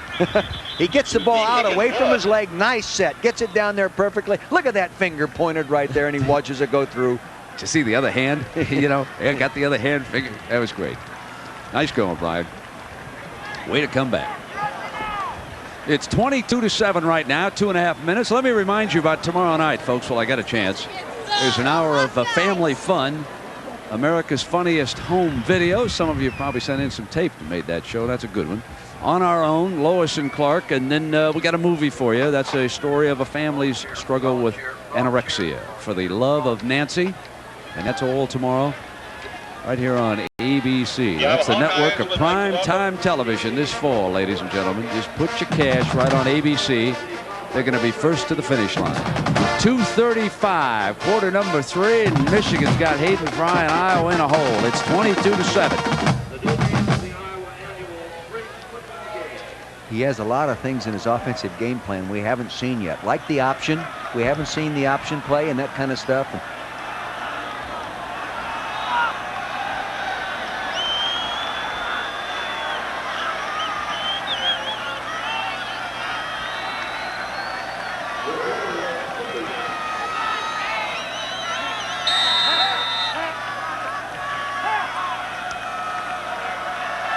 Eric Lovell kicks it off for the Wolverines.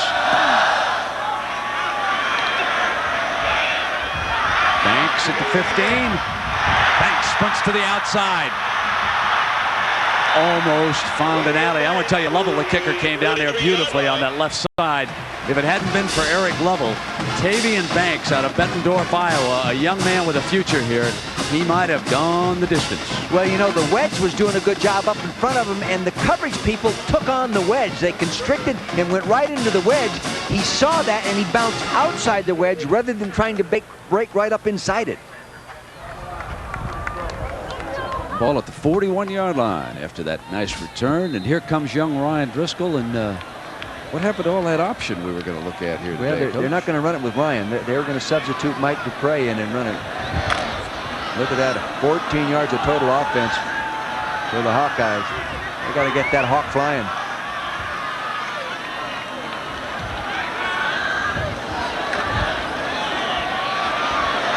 Driscoll, incomplete. Over the middle. Harold Jasper, the main man. And John Saunders, what about the Longhorns? Well, Brent, Colorado may be looking for late-game heroics again because the Longhorn Shea Morans goes 10 yards to Lavelle Pinkney, who does the work from the 2. They go for the 2-point conversion. They get it. 21-21 is the score. Meanwhile, Syracuse leads Virginia Tech 14-12. Brent. All right, John, and here it's 22-7, 15-point edge for the Wolverines right now. And there's 2 in a row. Russell, the tight end, slips out, and Morrison, the linebacker, with the coverage. Another first down, and the ball is down at the Wolverine 31-yard line. Michigan playing a zone defense on that down. Russell going in motion, coming across, and he just crosses the formation and settles down right in the zone. You'll see him right here. He'll come out here. They go zone, and he sets down. He crossed the formation. They come up there. You see Morrison, 36, working out there trying to constrict that zone, but it's just too much for the linebacker to cover. Ryan Driscoll moving the Hawks here.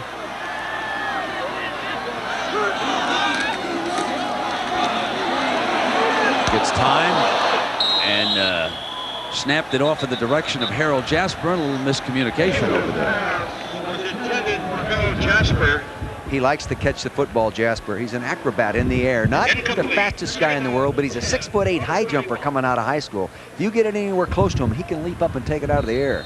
What do you think of the Hawks' new uniforms? I like them. I like them. I think they're an improvement. I thought maybe it was throwback day here in Iowa City.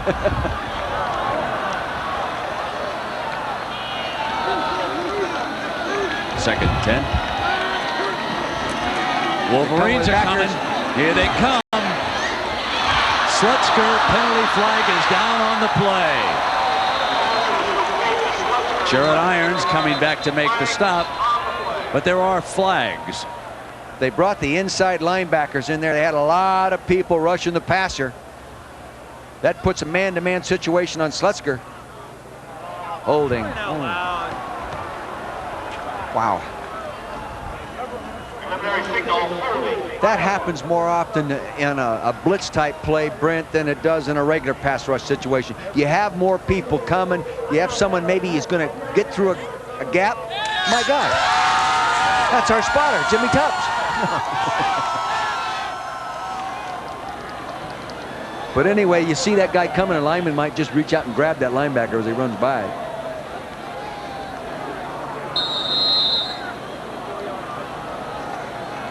So it's the top of the hour, and congratulations to the Fighting Irish. Come away with a win in South Bend over Stanford today. 34-15.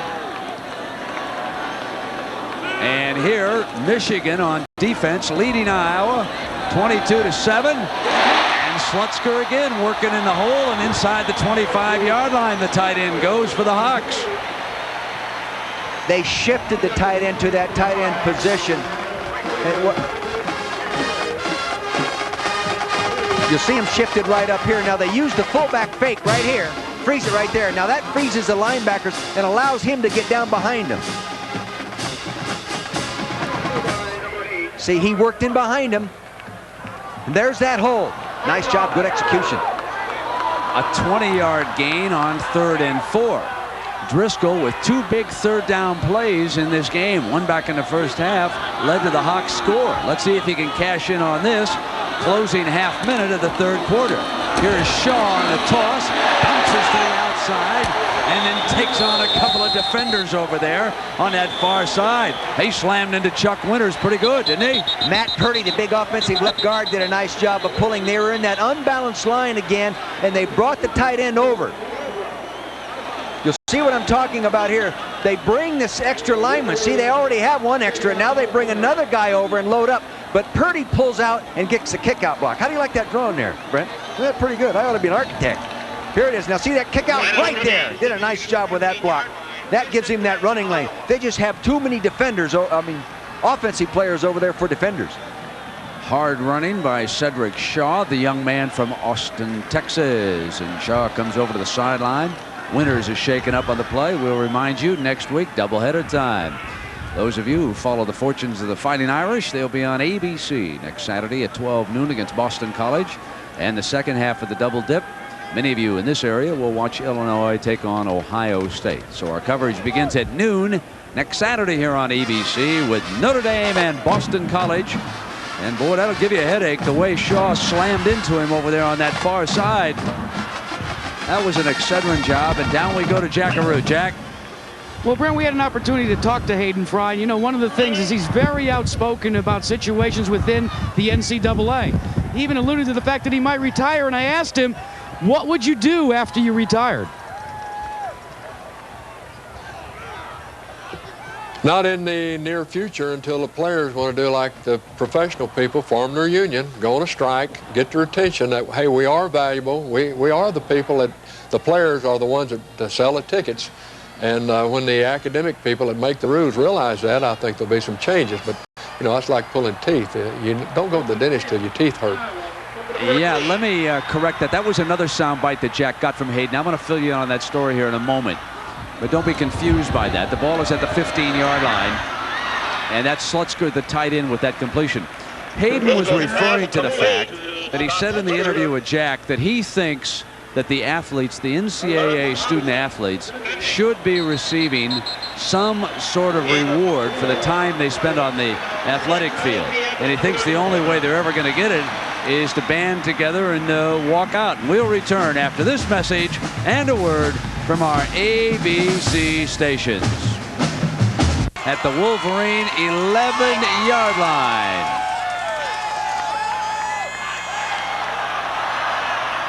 Driscoll.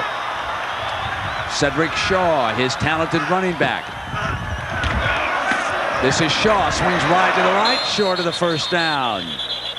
Cedric Good Shaw job of blocking carries that time to about the 10. by Alan Quaker.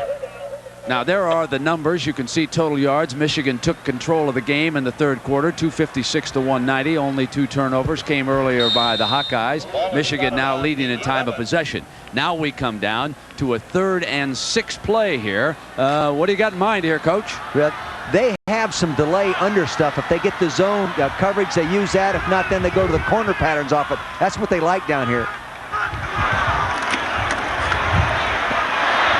They got pressure on Driscoll on the move, incomplete. And it was Ty Law with his man coverage on Jasper, who got the job defensively. Credit number 22 of the Wolverines. Excellent pass pressure, too. You know, that was a lot of pressure. He had to get out of the pocket. Now Jasper's going to cross the formation. See, he sticks him right there, and he just keeps right on crossing. Ty Law just following him, setting him up, setting him up, setting him up, almost putting his hand on him a little too soon. No field goal. Hayden Fry doesn't know how many times he'll get back down here. He's going to go for it now. I agree with this decision. Call the fullback. They're coming. They've got to hit him. And he's got it. Slutzker, touchdown.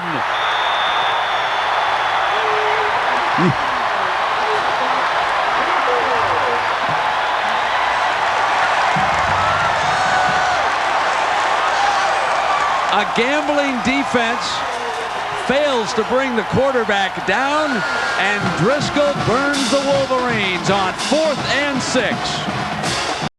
I'll tell you, he threw that ball out of a foxhole. There were people all over him. He was sandwiched. There was 5 defenders all over him. He knew where the guy was supposed to be. He threw it. Excellent, excellent courage on his part. They're going for 1 here. Brian Hurley, number 20, from right here in Iowa City. Normally down by 9, you go for 2.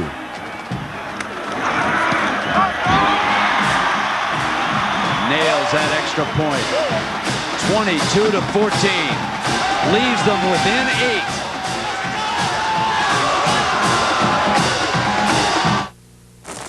8. When you're driving in the rain, water on the road can make you feel like you're riding on marbles. It gets under your tires and you can lose traction. So, Goodyear created the award-winning AquaTread. Its Deep Groove Aqua Channel moves over a gallon of water away per second to help keep more tire in contact with the road for outstanding wet weather traction, especially in braking. The all-season AquaTread, only from Goodyear. We say the best tires in the world have Goodyear written all over them. Buckeyes host Big Ten rival Illinois. Texas Tech. The young man who scored the touchdown. He was part of a great effort by the Hawkeyes here. Young Ryan Driscoll was being wrapped up, but he hit Slutzker for the TD. 5 catches for 49 yards right now. Mercury Hayes and Seth Smith are back deep, but keep an eye on what the Hawkeyes might pull here with 14:11 to go. You never know what that sly fox Hayden Fry might come up with here. Hurley's the kickoff man.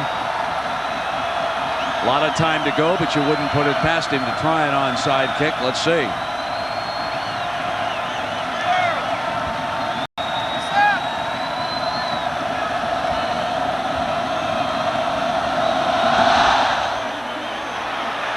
Kicks it short and high. Fumble! The Hawkeyes have got it!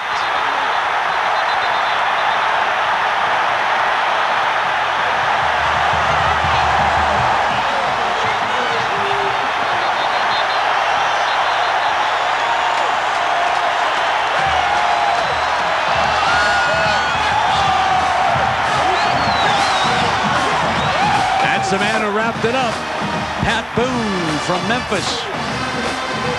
They kicked it high, just really, I think, to cover it properly here. Now you'll see one of the individuals signaled a fair catch. He signaled a fair catch on this thing. Then it came down. It was Cooper, number 88, to the right side. All 3 guys not used to fielding a kickoff. You know, that's not their job. It usually goes deep. They're up there. They get confused. Turnover. The ball at the 29-yard line. Shaw and Call are the running backs behind Driscoll. Big moment for the Wolverine defense. Penalty flag comes flying. Might be a legal procedure here as they snapped it and did not give the Hawks a free play.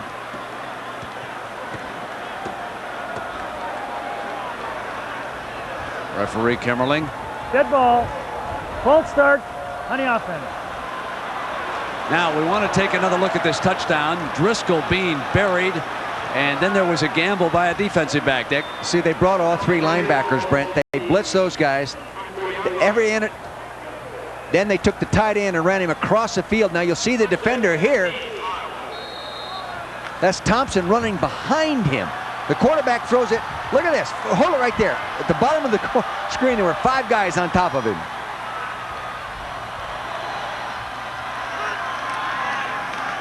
Fake the draw. Driscoll buys time, center field, and that ball's complete at the 20-yard line, close to a first down, and it was Mr. Slutzker again.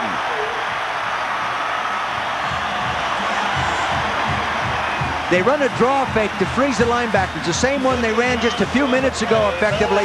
See the draw fake right here? Now that freezes those backers, allows the tight end to get in behind the zone. Now he has good time, there's a little holding going on right there, and throws it right in there. Nice job. Here's another good look at it here. Draw fake, freeze the backers, hold it right there. See, that linebacker was frozen up inside. He can't get back into here. That's where the ball's going to be thrown. 14 yards, 2nd and 1 coming up after this completion. Here's the handoff. First down, Iowa.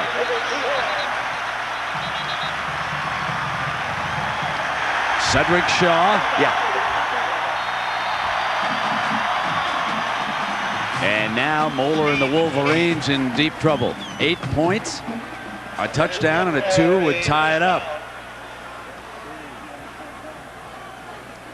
Slutzker down at the 18-yard line.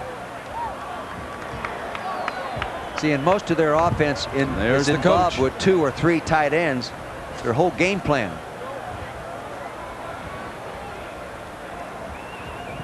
Slutzker is a big part of their approach to moving that ball. First man off that sideline again is the coach.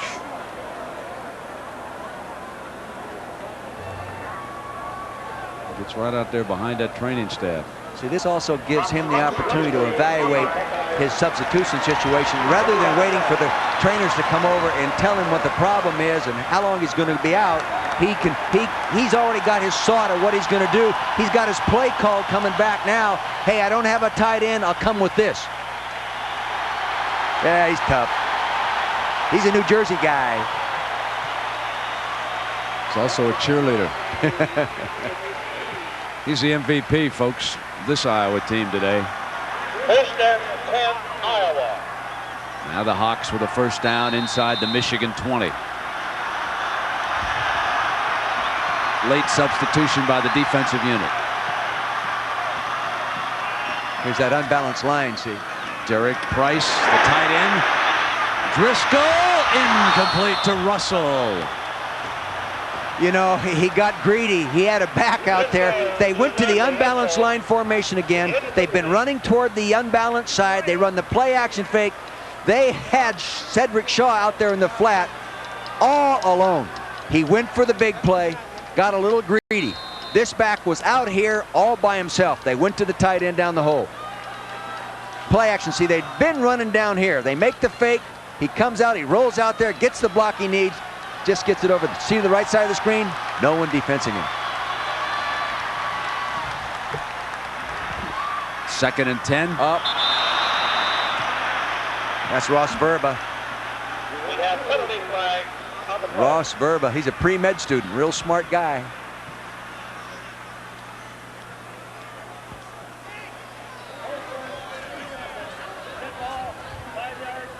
Opportunity to remind you about Monday night. 9 p.m. Eastern. Houston and Pittsburgh here on ABC Monday Night Football. Second down, 15 for the Hawks. Michigan 23.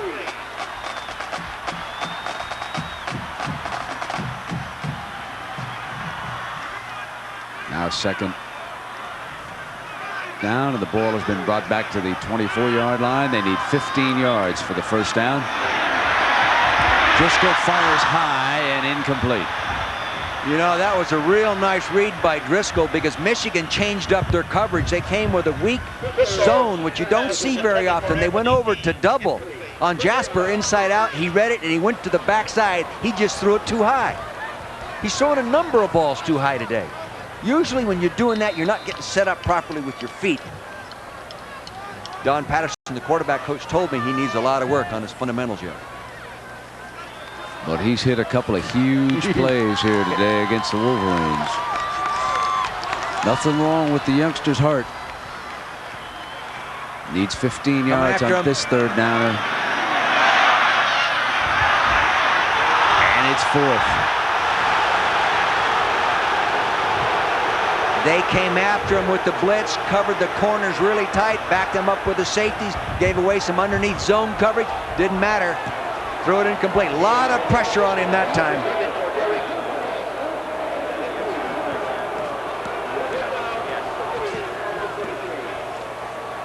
Kicking team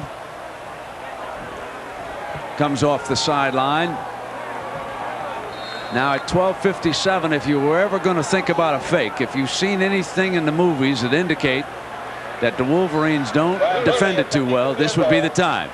Jefferson Bates out of Irmo, South Carolina, will put it down here for Brian Hurley. On the other hand, a field goal and a touchdown and win the ball game for you. Blocked. Field goal is blocked and into the end zone. That was a low kick all the way. A Gopher could have blocked that one. No, that was a low kick. Instead, it was a it was a Wolverine and not a Gopher, folks. Gopher blocked it. You believe that? 12:49. We'll be right back. Yeah, it was Tony Henderson who was able to block that field goal. Right in the middle of your screen. Low kick. He gets his hand up. Nice job. Tyrone Wheatley.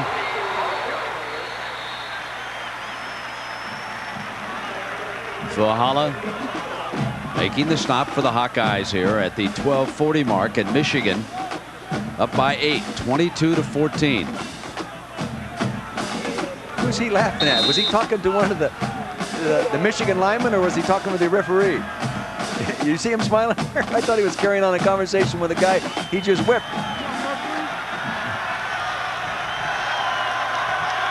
Second and 9. Cooper's in motion. The toss. Biaka Batuka. And Biaka Batuka, who ran so hard for a touchdown, into the arms of Porter. And here's the young man who could carry the load now in the fourth quarter. That's a 16-yard gain for Biaka Batuka. That was a real nice job of blocking by John Ritchie, the fullback. Follow the fullback as he goes in and picks up the linebacker right through the point of attack. Not an easy thing to do. He searches him, pow, makes contact right there, holds his own, creates a crease back up inside, then just good running skills, advances the ball. Look at this right at. How'd you like to make this play, Brent? Ooh, thank you. Look at that little move. He has that base, he's feet apart all the time. He can make you miss. He's carried 11 times for 83 yards. Wheatley returns. Now it's Wheatley's turn. Jackaroot. Well, Brent, you know, we've all documented Tyrone Wheatley electing to come back to get his college degree and not go to the NFL, but we may have discovered one of the additional reasons. You know, he's won the Big Ten 110-meter high hurdles last spring, and he says that he has a lifelong dream, and he says he wants to pursue it. Believe it or not, he wants to see if he can have a good spring season in track for the Big Ten. He's going to go after the Olympics and try to make the U.S. Olympic squad for the 110 hurdles. That'd be some accomplishment. 11-10. Here he is, up the middle, cuts to the left. Wheatley finally brought down by Brett Chambers. What he has the ability to do, Wheatley does, is that he runs that draw and he lets the offensive lineman set short and take the defender the direction. The offensive lineman right here will set short and take these defenders the way they want to go. Wheatley will just read it and run off that. See, now the defensive tackle went inside, he goes outside. Here comes Cooper 88 to block Diaco 45. First down, good execution.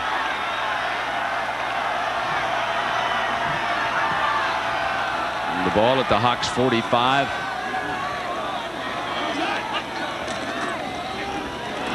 Here's Wheatley, slips a tackle. Wheatley carry. Nice job there by Joe Marinaro, pulled out there from the right guard spot, and Wheatley read it properly. In the first half, one time, he had that same cut, and he went outside the kick-out block. That time he saw it and ran up underneath it. Second down, 3. Offensive line has looked much better in the second half.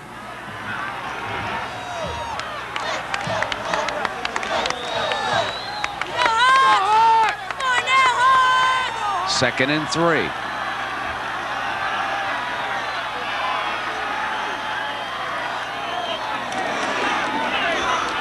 Here's Wheatley again for the first down. Again, another nice job there by Ritchie. Picked up the backside linebacker as he came running through. Running back saw the blitz. He just bounced it over there and found the crack for the first down. 105 yards on the day and his 42nd touchdown. I'll tell you, it took a lot of guts for him not to go on into the NFL. You know, that's a lot of money to turn down. Especially as a running back. Tougher for a running back to make that decision than I think somebody else. Michigan brings it on down to the 28-yard line with plenty of time still left here in Iowa City.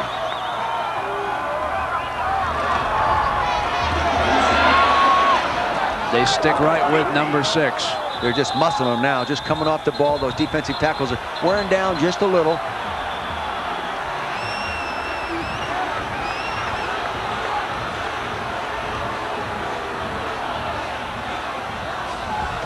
Four more yards for Mr. Wheatley. And remember, we've got a doubleheader next Saturday here on ABC. Notre Dame and Boston College. That's the Revenge Bowl. Oh, how Lou Holtz wants that one. Won't be able to get Tom Coughlin, though. He's hanging out in Jacksonville. There's your second half of the doubleheader. If you'd like to watch a couple of them, call your cable operators. Like Keith Jackson says, they'll take your money. Tim Biakabatuka now in. That time, good defensive play by Fahala, who has played extremely well here. That time, the linebacker, Baba Diaco, who got blocked the last time they ran that play, he said, not twice in a row. I'm going to make my play this time. Watch him take on the fullback at the point. Remember last time? Fullback, Ritchie won the battle. This time, he gets his pads down, straightens him up, stuffs him, then gets help from the backside. Nice, nice job by Baba Diaco. Wow. She's excited too, isn't she? Having a good time. 3rd and 6 at the 24 for Collins and the Wolverines. It's been a muscle game. Now Collins will put it up for the Wolves. There's the first down. Nice it's hit. Toomer. Nice hit. Porter is the one who slapped him. You know, Porter is the center field on the Hawkeyes baseball team, and he's playing center field on the football team. That time, he didn't hit with a bat, he hit with the shoulder pads. Nice, nice hit. You know, he's been impressive today. And Toomer has taken some shots because of it. Going off a little slowly, isn't he? You bet. He took a lick.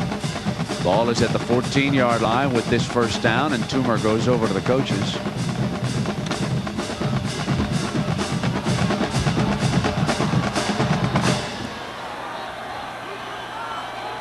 Tyrone Wheatley's the running back.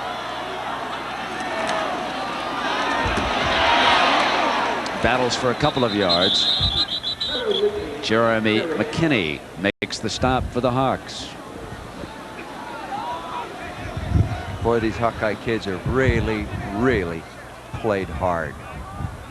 And I think every time we've come in this stadium, we've seen these Hawkeye kids play like that. Got to give them a lot of credit. 7:22. The Hawks trail it by 8. It's 22-14. 2nd down and 8. The ball is at the Hawks 12-yard line.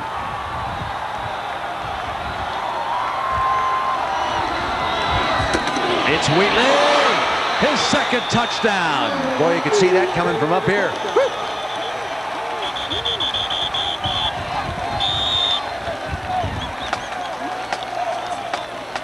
Got some fans coming down there to celebrate. To run over there, you've got to get a good block right here to get it pinned. That's Cooper, number 88. He blocks down. See, tackle pulls around, gets a hoop, grabs a hold. God, do kids use their hands today? My God. It's the swinging gate. Michigan brings it over. And now Remy Hamilton for the extra point. Right now, Wolverines up by 14. There's 15.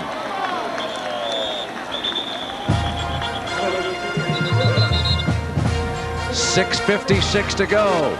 Wolverines 29, Hawkeyes 14.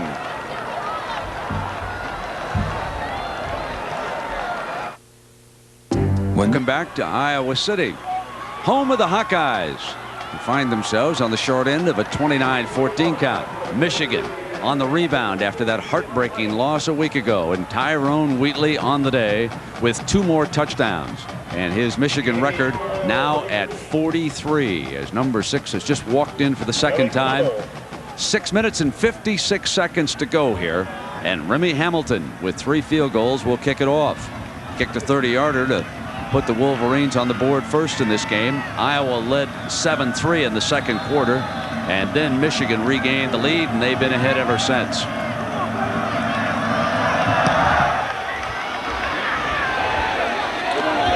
One yard deep, Banks comes out.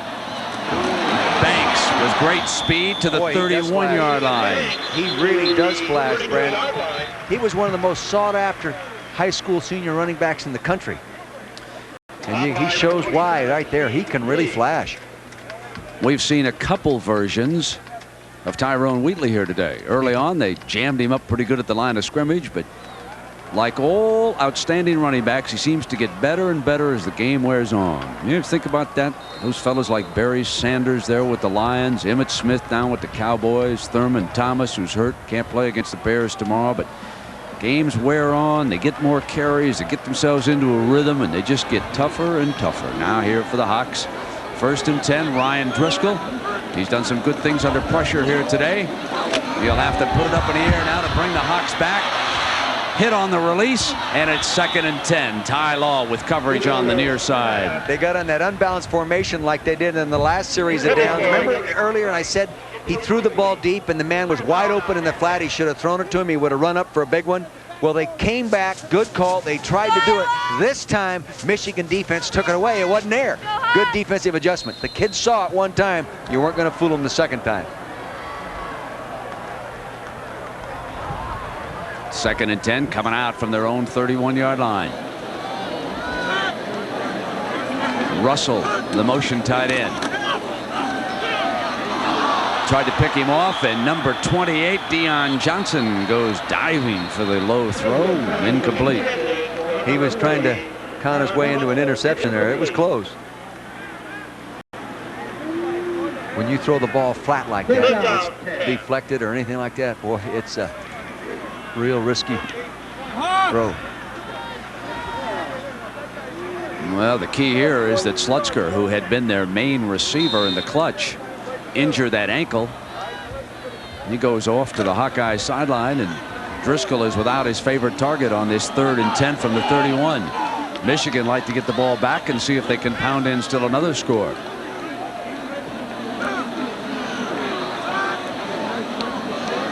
That's Guy, number 1 in motion. Over the middle, and it is complete to the fullback, Kent Call. Very close to a first down. Had good protection because, you know, that kind of a pattern takes time to develop. That was a check down. Now they're going to check him down. But Verba, the offensive left tackle right here, does a nice job. He has to come all the way out. Boom, he gets his hands out there properly. Now he ends up blocking another man. This allows the whole thing to happen. See that big hole in that zone?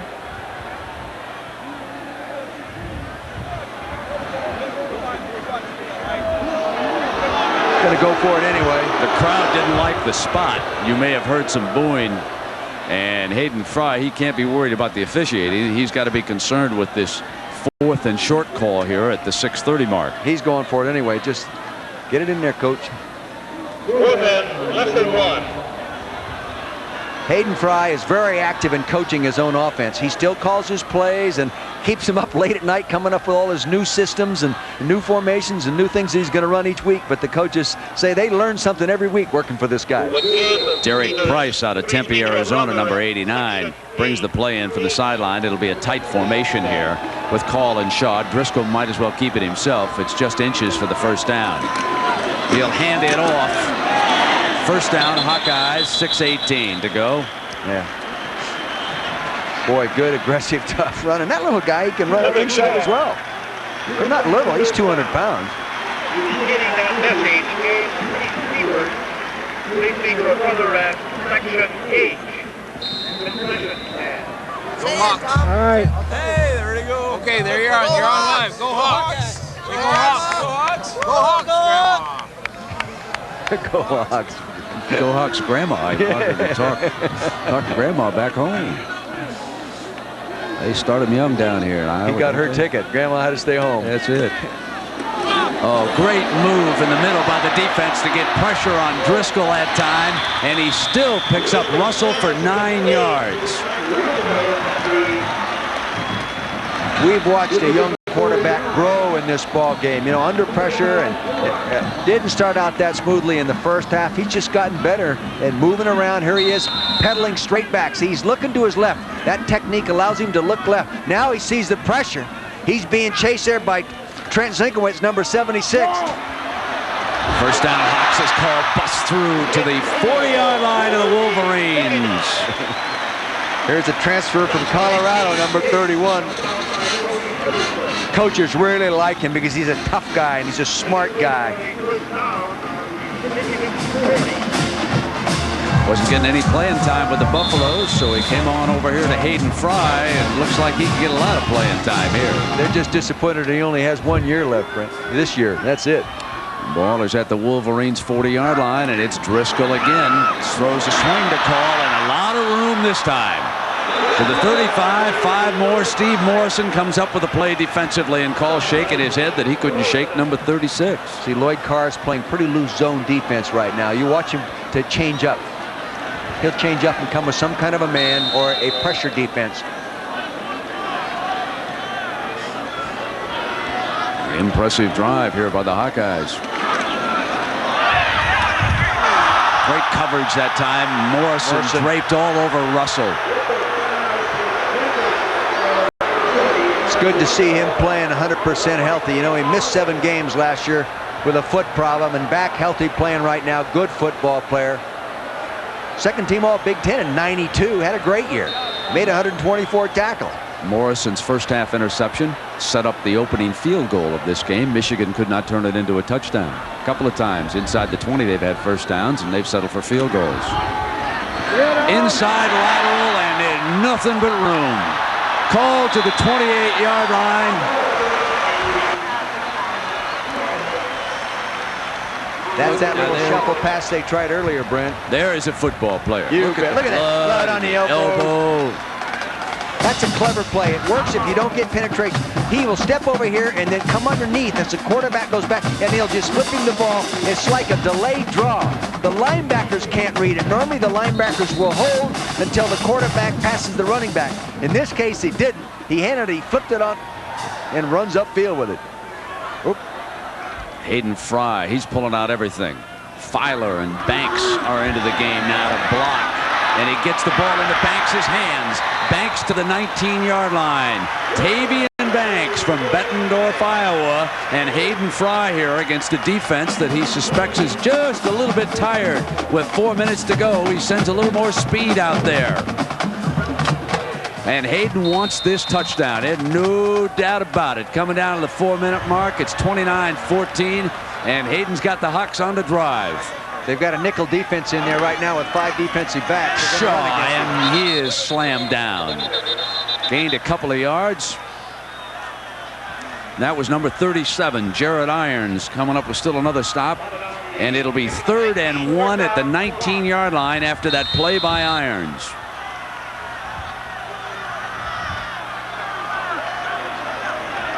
Three and a half minutes to go. Call is met. No first down. Another 4th down play coming up for the Hawkeyes here. Holy mackerel. That's a stone wall. What'd I run into? A truck, he says? Iowa calls timeout. We're going to take a break. It's 3:25. When you come back, it'll be 4th and 1 for the Hawks.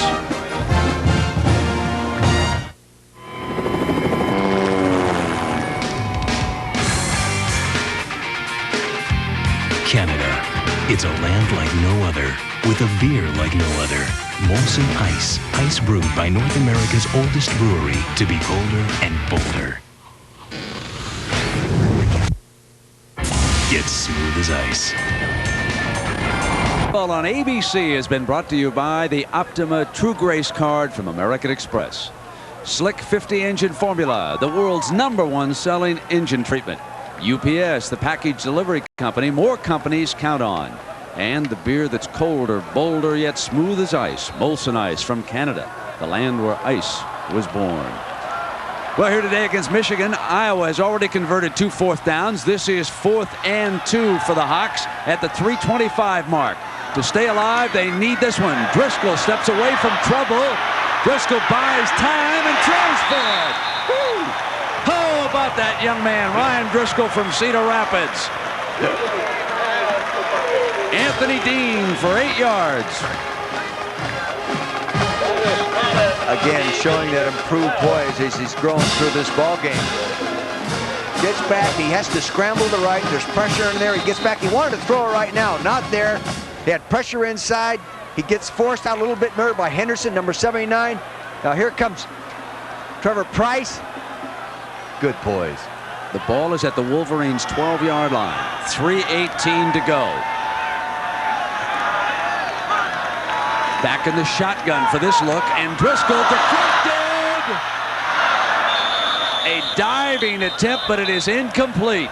He wanted to throw that outside receiver screen, and it was deflected. Darn near intercepted. Price might have landed on the ball. Glenn Steele, number 81, making a rush defensively for the Wolverines here at the 3:13 mark. Safety office at the tennis center. Bob and Sandy Hughes from Williamsburg. Please report to the public safety office. Here he is right here to the right side of your screen, number 8. See, the ball's deflected, and he charges for it. And I think what he did is land on the football. The ball was right underneath him when he hit the ground. Remember when we showed you that picture of Call, the fullback, with the blood dripping from his elbow for Iowa? Well, the reason why he wasn't in there a short time ago is the fact that the officials ordered him off the field so that they could tape up that wound. They're very strict on blood and things of that nature in the NCAA, and of course they tightened up 2-3 years ago, and that's why he was not in there. Price now heads off for the Wolverines, and a reminder that if time permits, stay tuned for the Thrifty Car Rental post-game report featuring scores and highlights from across the country with John Saunders. We've got 3:13 to go, 29-14. And there you can see the bandage on that left elbow of the fullback. This is a 15th play coming for the Hawkeyes. They have a 2nd and 10. They're down at the Wolverines' 12-yard line. Wolverines lead it by 15 points.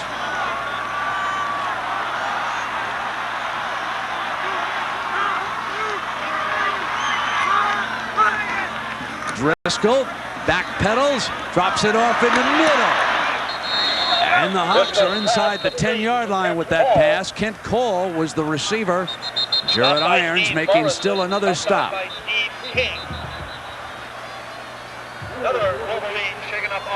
And another Wolverine. I believe this is Glenn Steele, who's down at the 25-yard line. This has been a tough football game here in Iowa City this afternoon.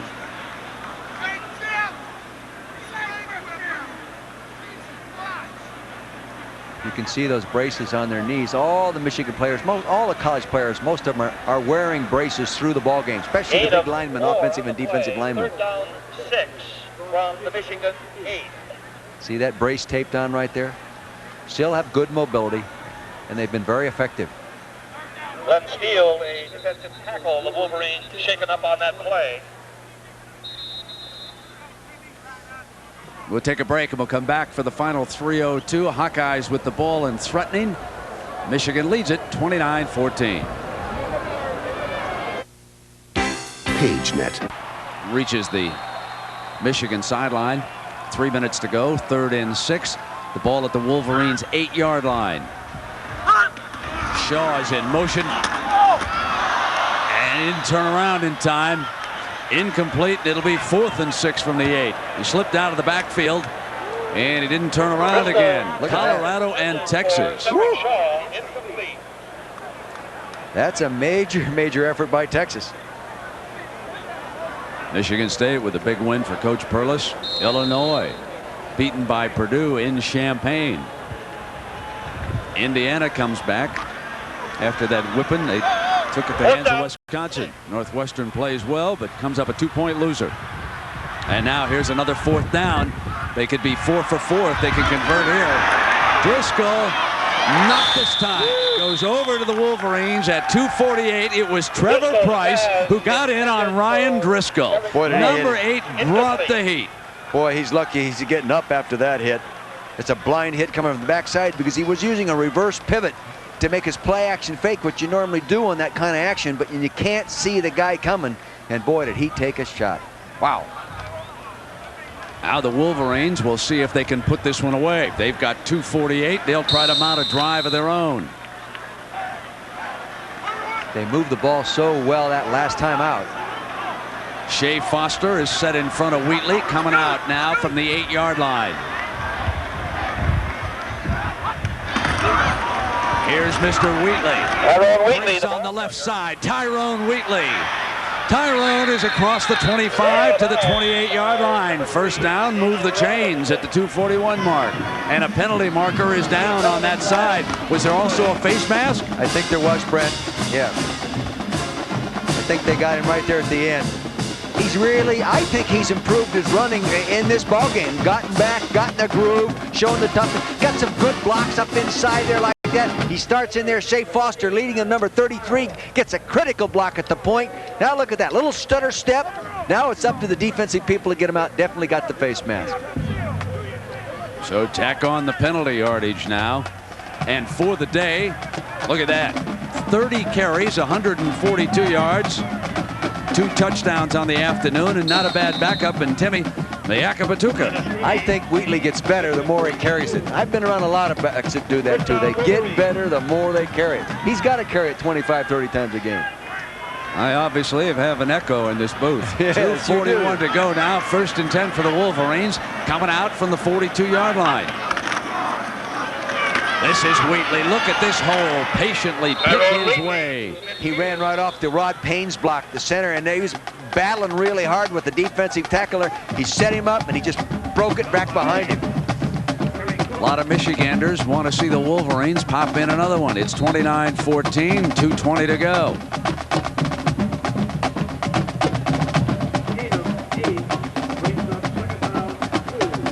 Second down and 2 after that 8-yard run. The ball is at midfield right now for Todd Collins, who stayed in and gone the distance. Young man from Walpole, Mass. They're going to come after him now. Here they come. And Wheatley into the middle of that defense. And let's check in with John Saunders on that Texas-Colorado Donnybrook. John?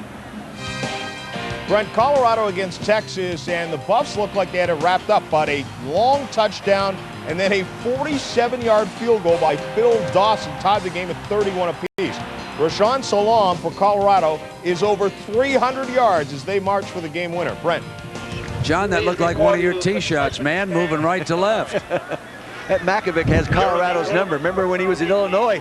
They came in there undefeated and he beat them. Minute and a half now for the Wolverines.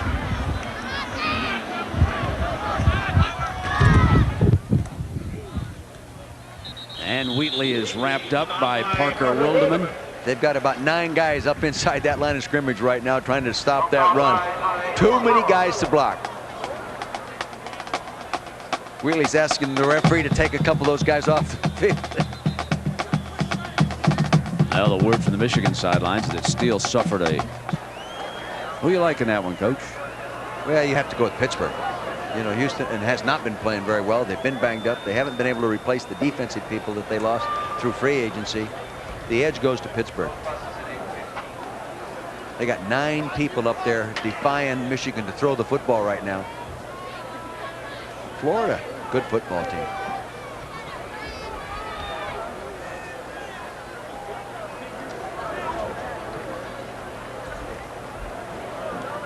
Texas A&M's undefeated too, right? That's 4-0 for them. Another big win for the Huskies.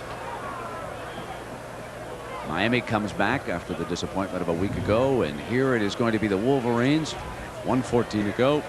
They're up 15, 29-14. Wheatley still on the field. Look at that. 105 yards. 6.2 average. Hawks push the line defensively. Wheatley tries to find it, swings to the outside. Wheatley's in a foot race, and Wheatley will step out of bounds close to the 20-yard line with 1:07 to go. Again, using that speed. He wanted to go up inside. It's all plugged up. He just accelerates and runs outside. They can't catch him. That's why he won the Big Ten 110-meter hurdles.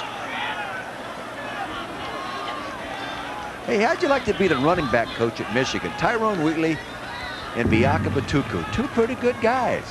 Fred Jackson must really like that job.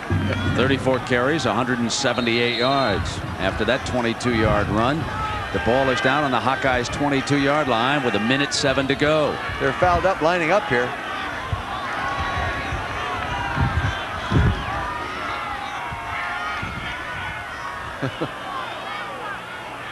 Ooh, they got single coverage up on top, Brent.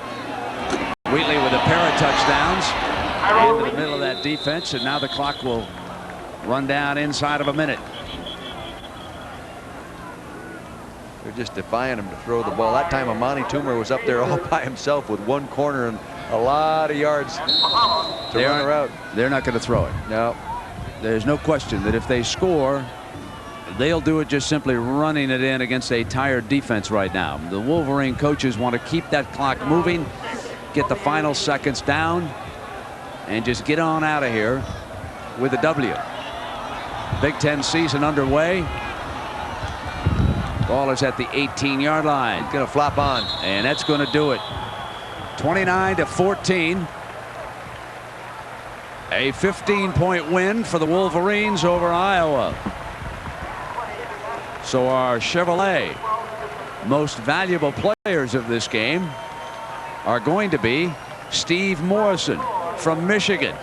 Did an outstanding job defensively. And Scott Slutzker, the tight end from Iowa, who unfortunately was banged up. And Chevrolet donates $1,000 to each school's general scholarship fund to reward outstanding students for their academic achievements and to assist those in financial need.